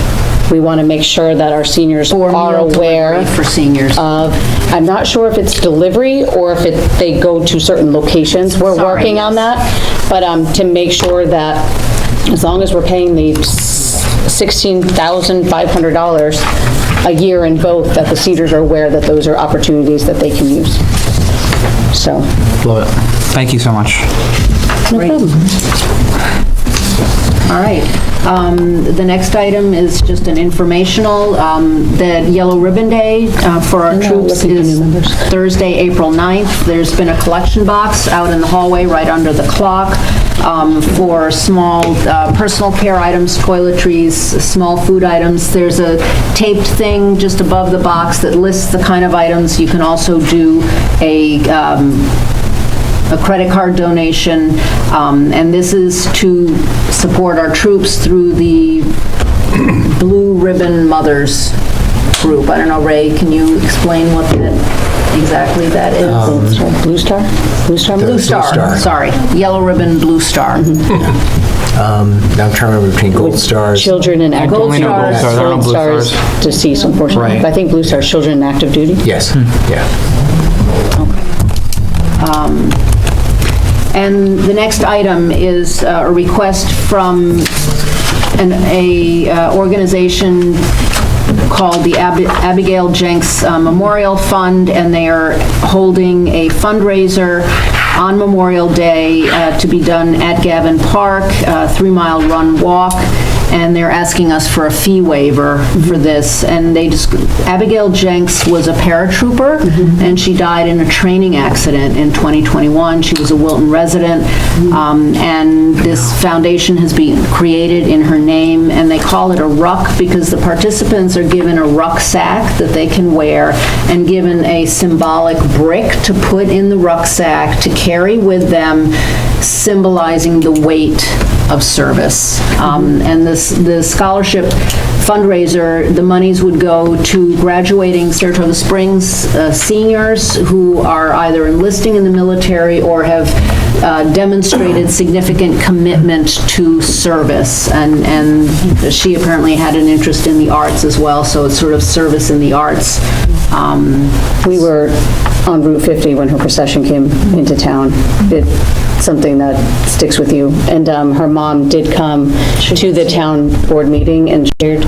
She's here? She was here. Scott, she was here? Was that, Scott, was that Abigail's mother that was here you were talking to? I don't believe so. I think she was at the park, but her mom did come and shared some of her artwork with us. She had, cards with some pictures that we took home and shared some of it. She was a phenomenal artist.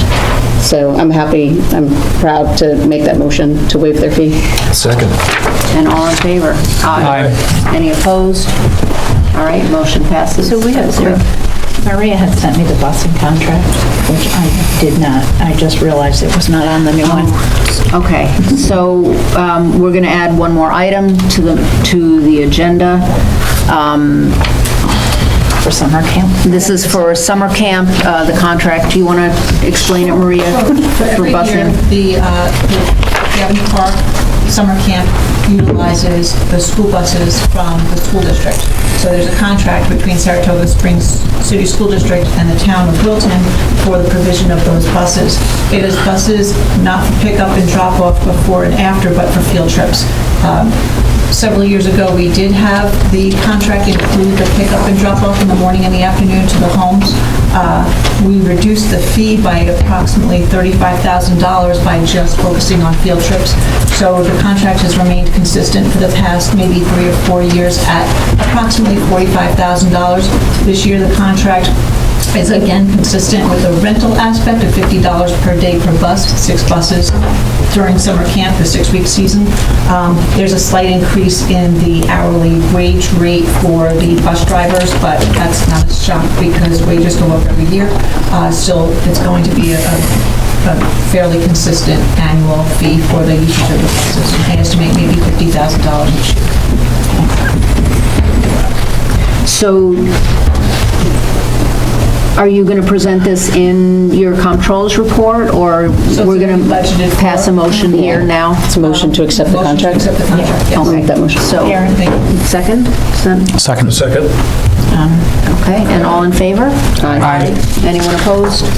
Okay, motion passes 5-0. Committee reports. Councilman Keneally, do you want to start the presentation on the alternative transportation? Sure, so... and you'll hand it over? Mr. Badiri and I have worked with some other folks around town to come up with a demonstration project for an alternative transportation bike route, and had some good input from Mike as to how we might accomplish this in a not extravagant fashion. So our first thought was to do a sort of larger program, but quickly became cost prohibitive. So Steve has some stuff to share with us, and Steve, over to you. Do you want me to give mine while he's setting up? A little longer so I can plugged in and warmed up. I can lights. You know your... Lights. One day I'll get it. Tony, do you want me to give Gavin Park real quick while he's setting up? Yes, okay, and Steve, we're going to just talk around you while you're getting set up. Thank you.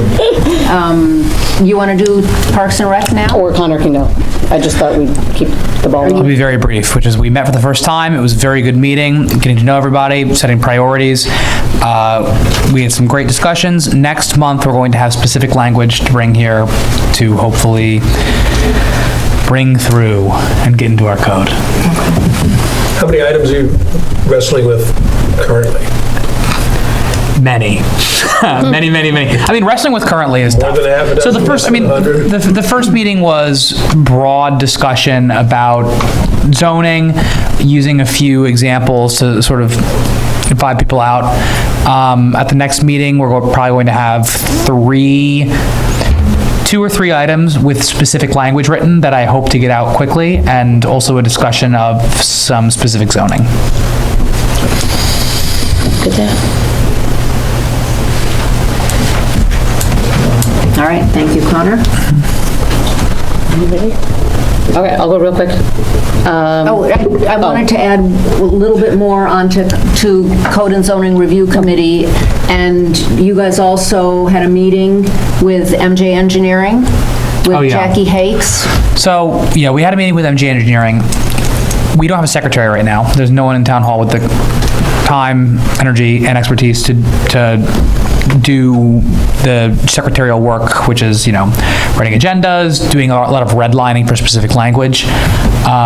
Because some of this is very specialized, and because we want to be able to access best practices, we have considered getting a consultant to do some of that work.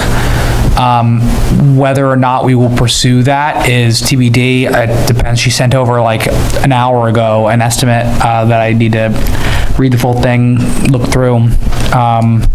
And obviously, I would rather just do a lot of the work myself if I can to save the town money. But where we need help and where that money is worth it is something we'd consider. And we also expanded the possibility of MJ's involvement in looking at our commercial corridors and looking at the current zoning and code structure to help us decide how can we optimize the type of commercial entities going into those corridors that would be in the best interest of the town going forward, the kind of entities that would optimize tax revenue, things like this, and the current and so that's, again, a separate proposal that we're waiting for her to send us, and we'll have further discussions if we even want to undertake that. You ready, Steve? Yeah. All right. Way to fly here. Go ahead. All right, we're live. So very quickly to go over the Alternative Transportation Committee. The purpose is to advise and guide the town board as it seeks to implement low-stress bicycle pedestrian infrastructure. Its focus is to allow informal recreation, interconnect neighborhoods, provide access for residents to areas of commercial, recreational, or educational interest, or for intermunicipal connection. Features to consider will be bike routes, which are on-road, bike lanes, which are road adjacent, and multi-use paths, or referred to as MUPs, hard surface and off-road. Legally, bicycles may ride in New York State on the same travel lane as traffic, although, of course, it's not recommended high-speed or limited access highways. Some communities elect to designate certain roads as official bike routes, and that's what this demonstration project is intended to do. We can see that there are to provide on-road links between sections of off-road trails.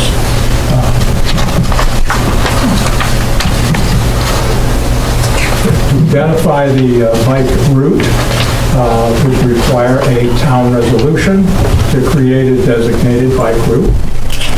These are usually low-speed neighborhood roads, and the road signs are designated as a bike route and alert drivers to use caution. There are two symbols here. This would be the bike route sign, which would be on a highway adjacent sign. And another symbol which we will see in this proposal is the road sharrow. Now typically the road sharrow is an urban use. It is cost prohibitive to use on rural roads. These are the numbers we ran with Mike's help. And so let's take a look at the next. So the object is, the demonstration project is to engage the community interest in access to Gavin Park from the neighborhoods which are to be served by the Carr Road, Jones Road multi-use path. It's also to generate interest in an upcoming resident survey, which is to gauge desire for pedestrian bicycle infrastructure. The features would be on Beverly Street, Lewis Road, which are the egress to Devon Park, and to be designated as a bike route by signage. The pavement are shared lane markings, the sharrows. We are suggesting to be painted within the confines of the park boundary.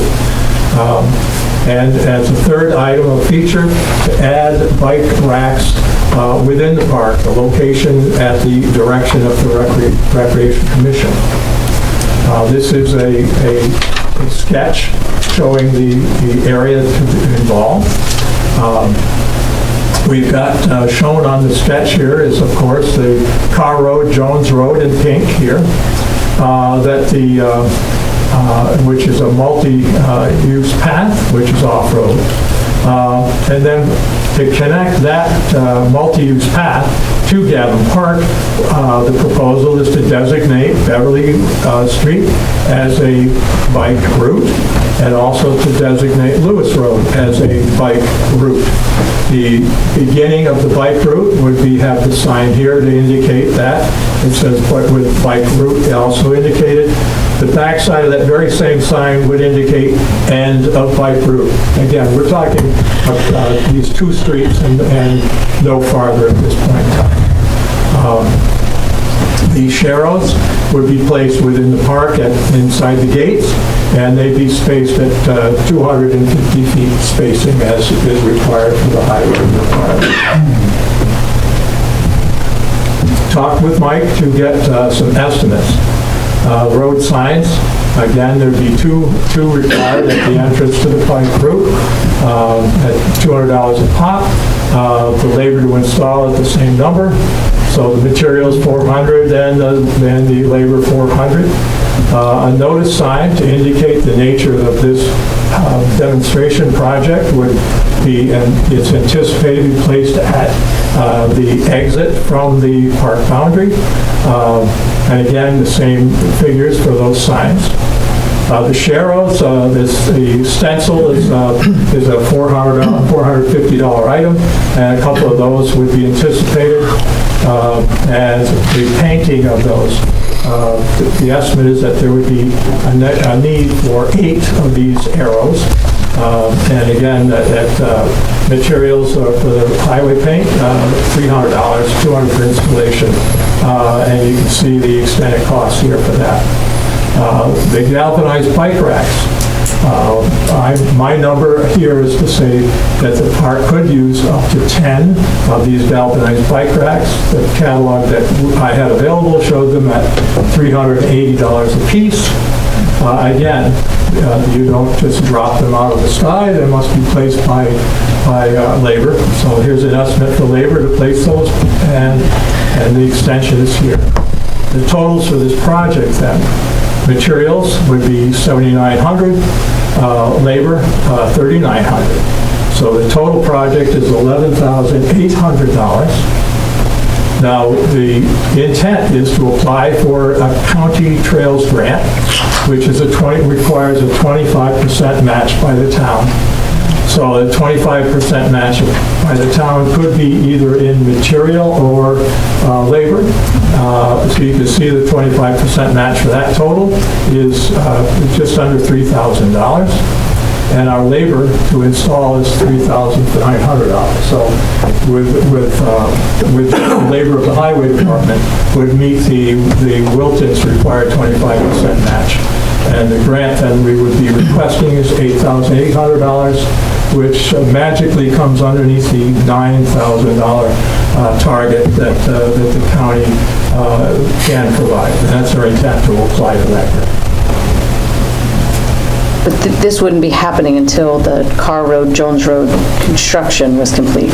No, it's in anticipation of that, Eric. In anticipation. The idea is to have it done this year, so that the intent is to build interest on this infrastructure to generate the residents.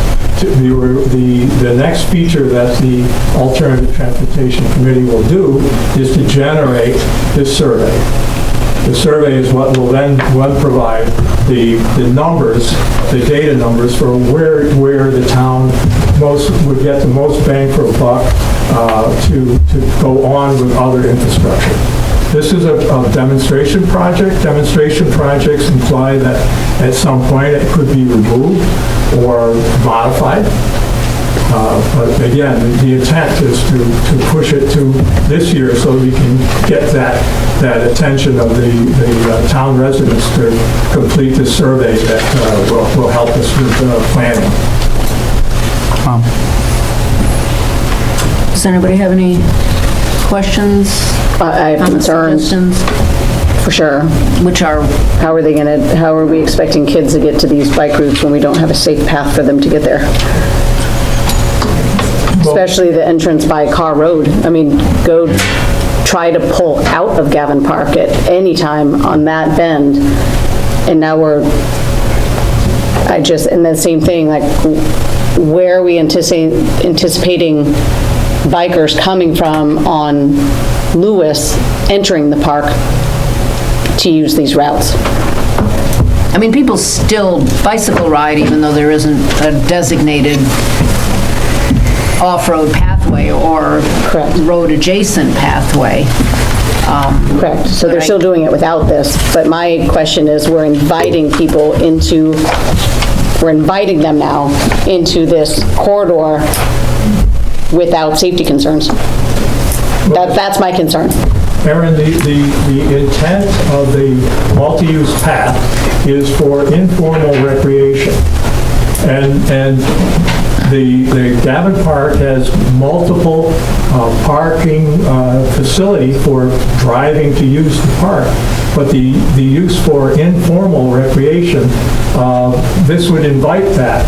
And I'm well aware of the intent. We're already proposing a multi-use path, and whether this is the ultimate solution, is to indicate that there should be a solution. Getting from this feature here that we're supplying, we're already committed to build, and to get to this destination. Correct. I'm well aware. I was part of the development of that multi-use path. Yes. And that is my question of why would we not wait for the multi-use path to go in to safely bring people? What's the point of the multi-use path? Safety.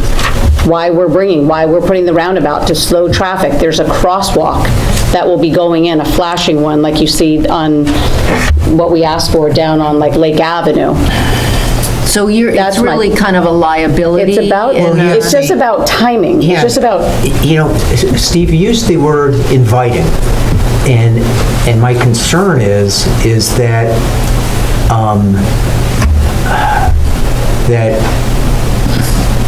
particularly kids on bikes will feel like they're invited to get to that project, and all roads that lead to that project for kids, in my opinion, today is unsafe.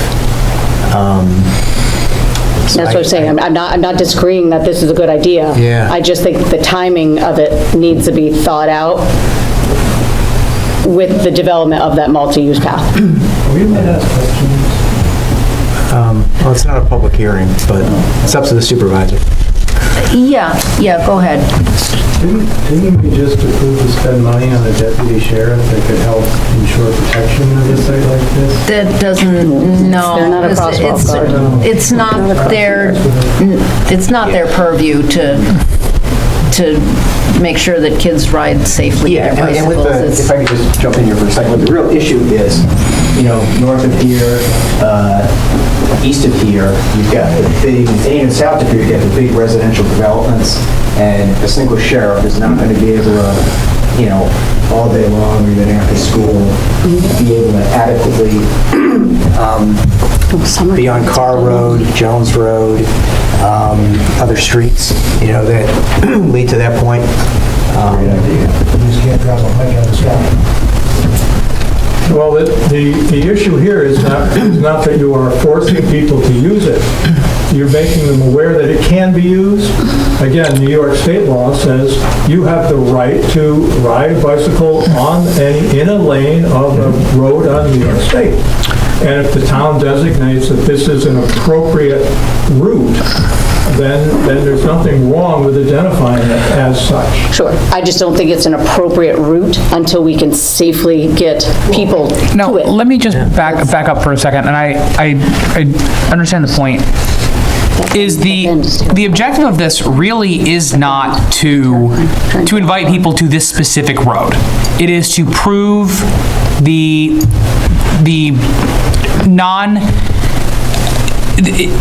to prove the infrastructure can work for people and it's not going to be in your face. Is that right?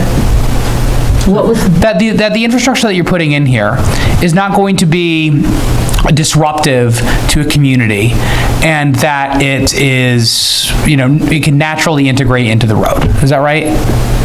Well, and this is, the road already has traffic stilling. There's a mid-block stop here. There's an existing stop on Lorianne. These are features you don't see in all of our residential areas. Right. It already has some traffic stilling incorporated in it.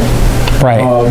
And the idea here, though, is these trails or paths take years of planning to develop. Mm-hmm. So we, in order to begin that process, we've got to have the data, we've got to collect the survey data from our residents. And this is, the intent of this is to drive that survey data. So it's an intentionally high-volume area so that you can get data. Again, it's the interconnection between the residents and the end users. So, I mean, the projection here is that this may not be the final layout of that. There may be a taste or budget that would be willing to, for example, widen Beverly Street and add a bike lane rather than share the lane. Or there may be within the park to expand the track so that this area here would not have to be a shared lane, that it would be similar to what the running track is there. Right. There's a sidewalk there in front of the tennis courts now, basketball courts. So I guess my question... These are all possibilities, but that's not what this program is for. Right. The demonstration is to demonstrate so that you get the awareness of the town residents to participate in gathering the data that's necessary to develop that future. So just to Aaron's point and I agree, it's a fantastic goal, and I want to get that data 100%. But if this specific road is deemed unsafe to invite people into because of how people feed into that road, are there other options that would achieve a similar goal? Other roads in town that might have less of a safety concern feeding into the road that would also be viable for a demonstration project? I'd have to say that of the several that were considered, this was the most likely. And again, the demonstration project is the painted sharrows, for example, as Mike explained, they are not a forever symbol. Right. The paint naturally degrades over time. Whether whether there's a decision to continue in this feature or to modify, again, in consultation with the Recreation Commission, how do you enter and leave that? So I mean, this isn't a mandate, it's a demonstration. Totally. Let me ask Mark, do you see any, I don't know if you were aiming in this direction, Aaron, or not.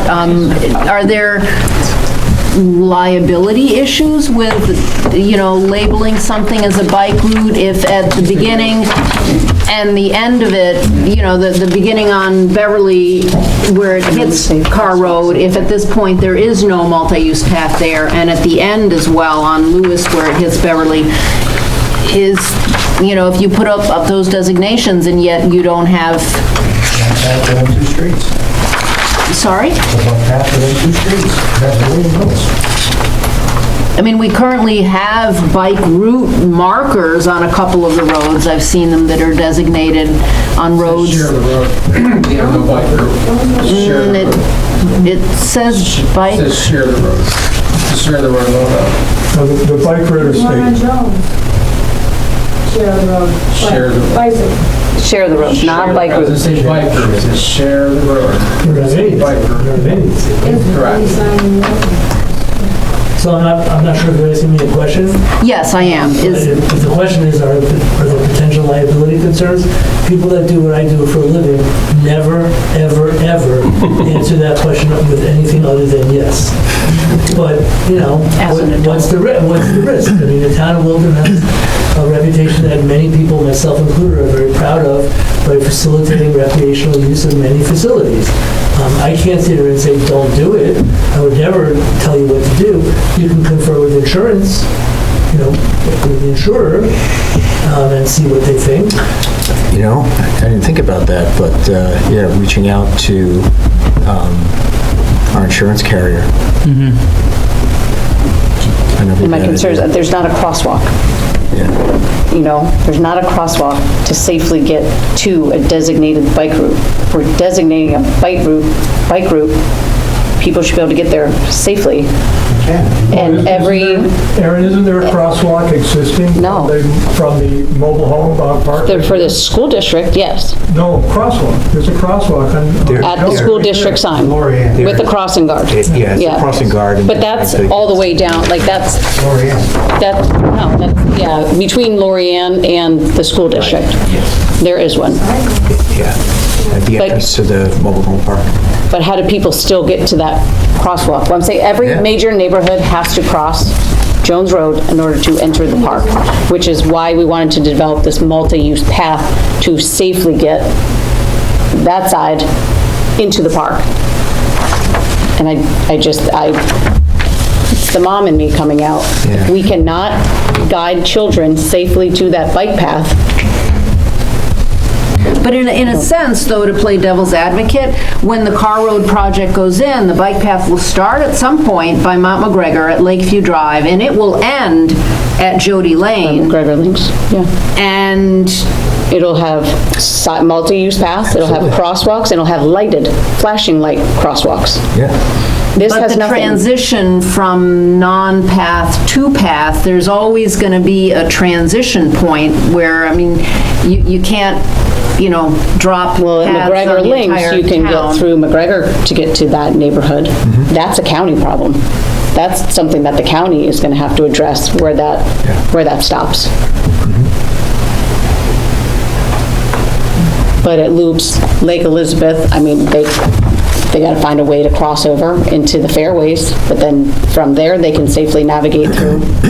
But again, Northern Pines Road is a huge part of all this connectivity, and it's a county road. And those conversations have to take place. Because they really are. Same thing, with the whole sidewalk conversation. We can't put them on Northern Pines Road. That's a county issue. We'll take one more question. Scott, comment? Just a comment. I mean, so right now, how do bikers get to Gavin Park? If I'm gonna ride my bike to Gavin Park, if I'm gonna ride my bike from Craver Road to Gavin Park, how do I get there? You go on these roads. I go on these roads. So we're gonna pay $11,000. Okay, whether county money or town money, doesn't matter, it's not free money, because we all pay county taxes, whether it be property or sales. We're gonna pay $11,000 to say, hey, you can ride a bike on these roads. Right now, I agree with Aaron, it's just a matter of timing.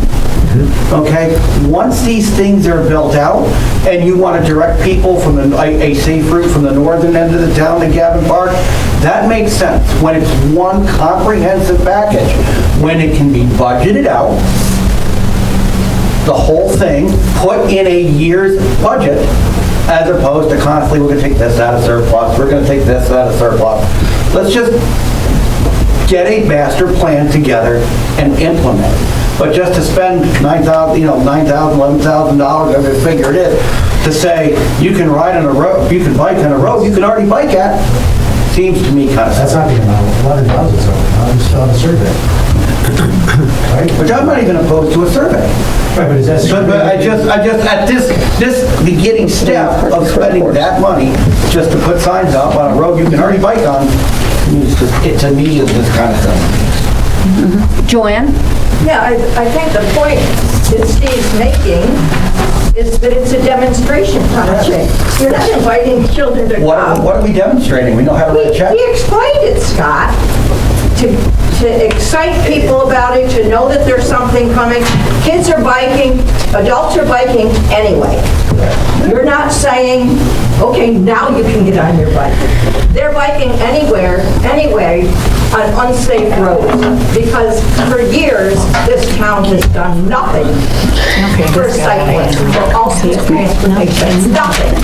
Is the survey going to be on Beverly and Lewis, or is it? Have the residents of Beverly been? Survey would be townwide. Are they aware? Survey would be townwide. The neighbors? That's the No, intent. on Beverly? This is I mean, very the preliminary. reason we're focusing on using the Gavin because that's a hub that many residents will eventually visit, either for recreation, for voting, but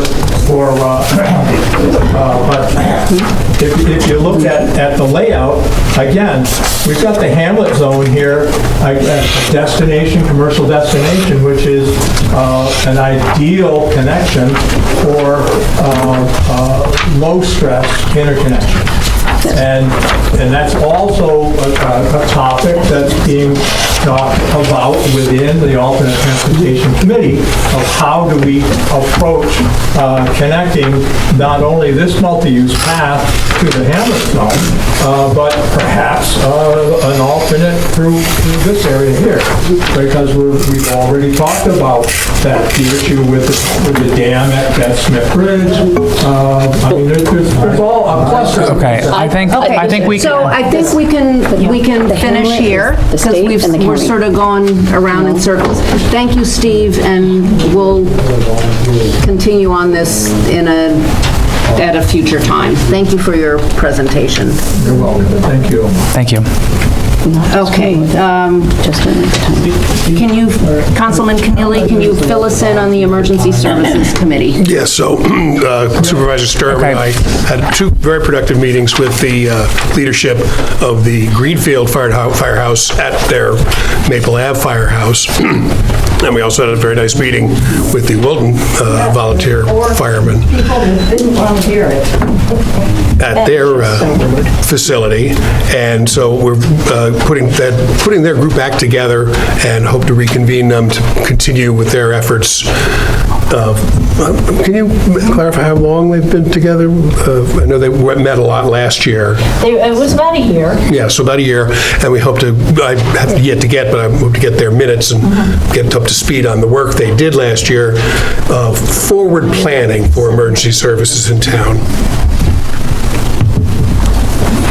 Okay, thank you. And Aaron, do you want to fill us in on anything else with Parks and Rec Commission, Gavin Park? Yeah, I'll have more next month on the Parks and Rec.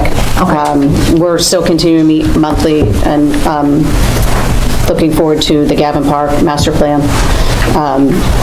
One big item I would like to just talk about, and hopefully we'll be able to recognize some people, is there was a medical emergency at the park the other night. A man went into cardiac arrest playing basketball, and the bystanders, one started CPR, one called 911, and one grabbed the available AED. And by the time first responders got there, they had he had regained a pulse, and was breathing on his own.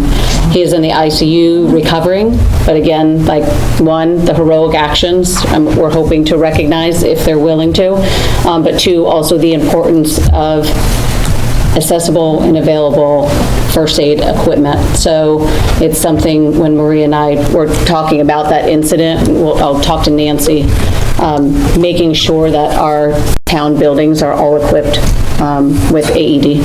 And we know that the training is made available to all town employees and all that, but AED can be the difference between life and death, especially, nothing against volunteer companies, but they have to get to their house, to the stations, and get to the site as quick as they can. And minutes matter. They didn't use the AED, or did they? They did. They deployed Oh, they shock. deployed the AED. So it was out of commission until 11 o'clock the next morning, because Ross had to call Wilton EMS. You have to replace the paddles, the pads. And I believe he was going to ask them to service it. Wow. But it was not out of service for long.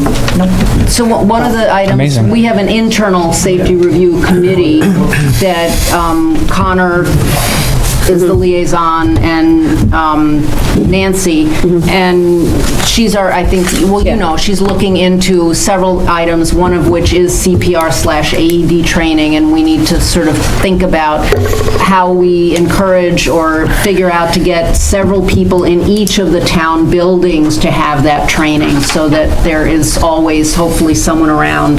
And I'd like to expand that to Narcan availability as well, because these are both utter life-saving interventions, but that's sort And of to AEDs, I be think it's important. We have it in the courthouse, the senior in center. every And building. availability. Yeah. 100%. But And it highway was as it was just a well. super, it was a, Our guys have Narcan in the truck. But do you have an AED in your building? Yes, we do. Great. Yeah, but I actually have one in my car when I travel to different events, because not all, like Eastside Rec does not have an available one, which I complain about every year. Wow. But I just think it's important, but it's like such a proud moment, right? For the town, that what could have been a things tragedy, I mean, with people stepping up to do something really great. Fantastic. Spark quick thinking. Yes, yep. Some people would video it, and some people would do something about it. Very true. In this day and age of technology, unfortunately. Can I add a couple things? Yes. So I just wanted to report that tax collection of just over $12 million. Our town collected 97%, which is unheard of that total. Also, I did give the board 3 RFPs for the handicap doors to look at for next month. And I don't know if Mike Monroe wanted to talk about Brick Church Cemetery. We had some trees that came down in the Brick Church Cemetery at Northern Pines Road. There's a parcel next to the Brick Church Cemetery that the town owns. One of the trees that came down that damaged the fence and some stones was on the town property. There's also 3 other leaning trees in the town property that should come down. There's a neighboring property to the right of the Brick Church Cemetery that had a very large pine tree come down. It has done damage to several stones that would need to be craned off-site. I will not be able to clean that up. There's also 2 other leaning trees from the neighboring property owner that are in danger of coming down.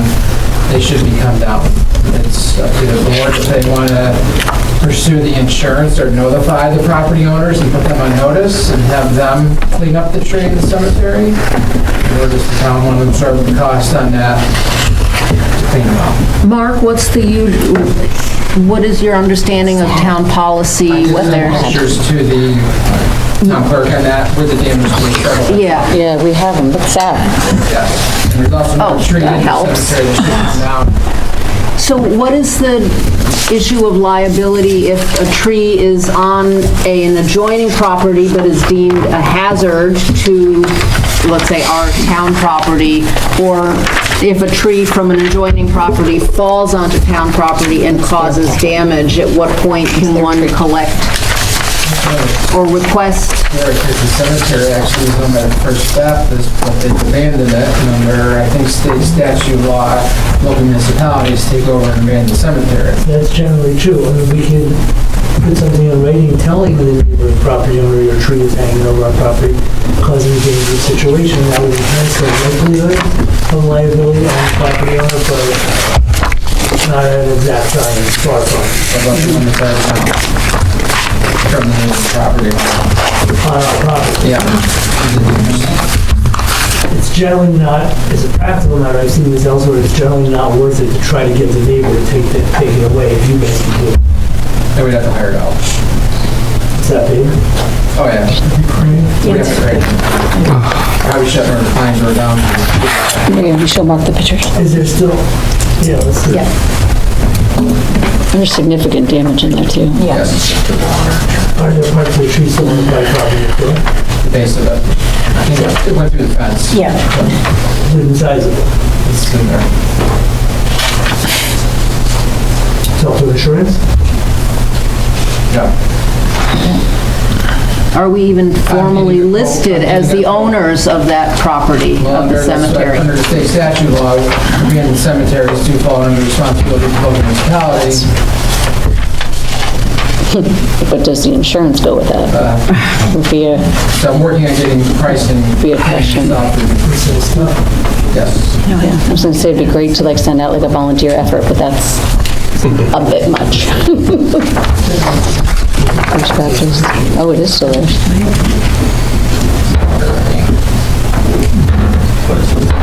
Yes. Our address, yeah. So stones were damaged. Yes.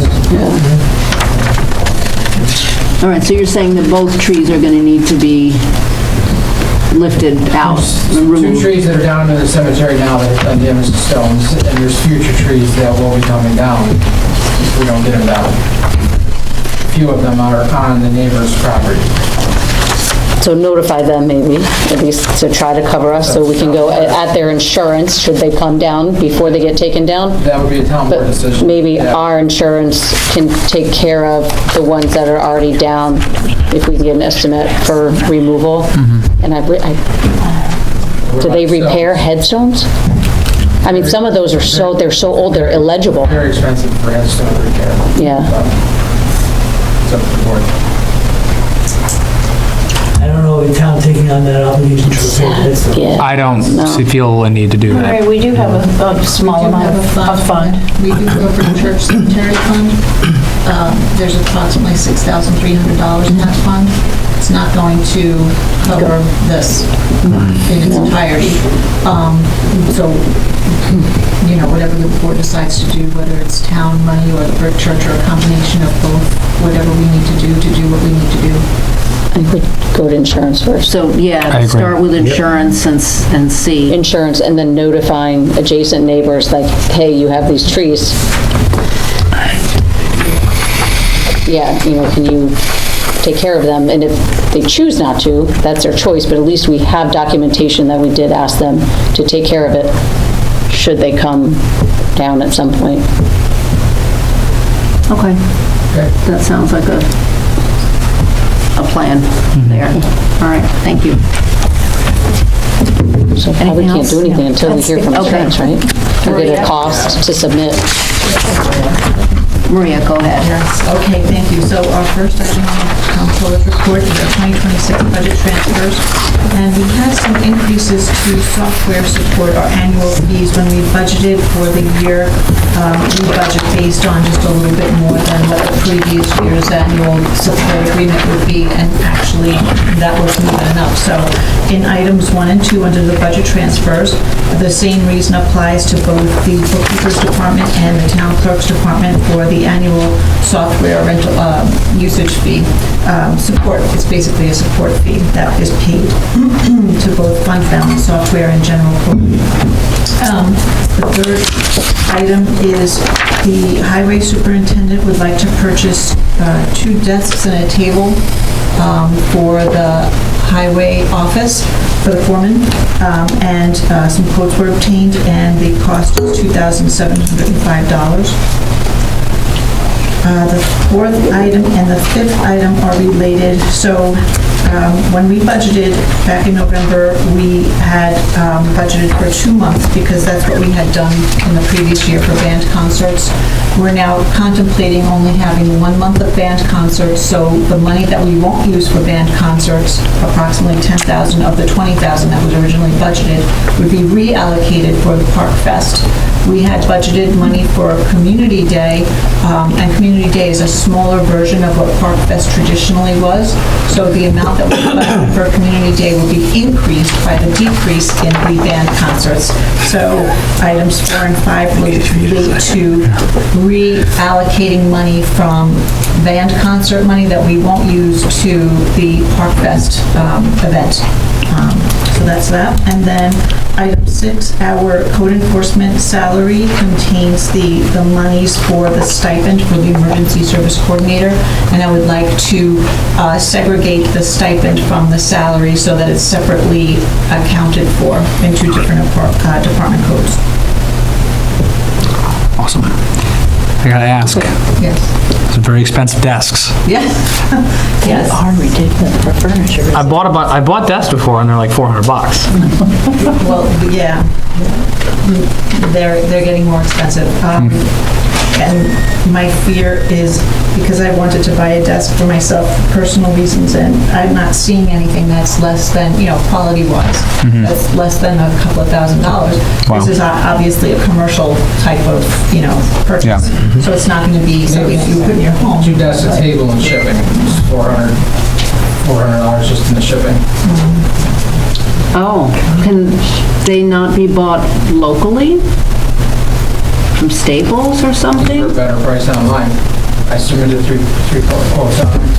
It's a National Business Furniture that we ultimately went with, right, Yeah. which is a contract company.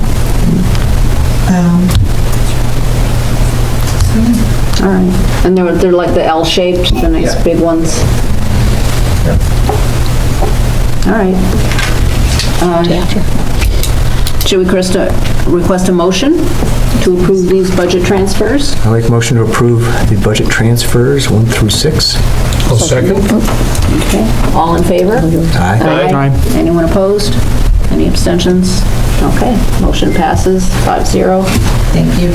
The second item is our budget amendments, and so we had earlier discussed the contract with the Saratoga County Sheriff's Office for the use of deputy, and that cost is $142,523.85 for the year. So that had not previously been budgeted, and the only place I can get it from is fund balance from our surplus. Make a motion to approve the budget amendment? Second. All in favor? One question first. This would be for the calendar year? Yes, yes. Yeah, January 1st through December 31st.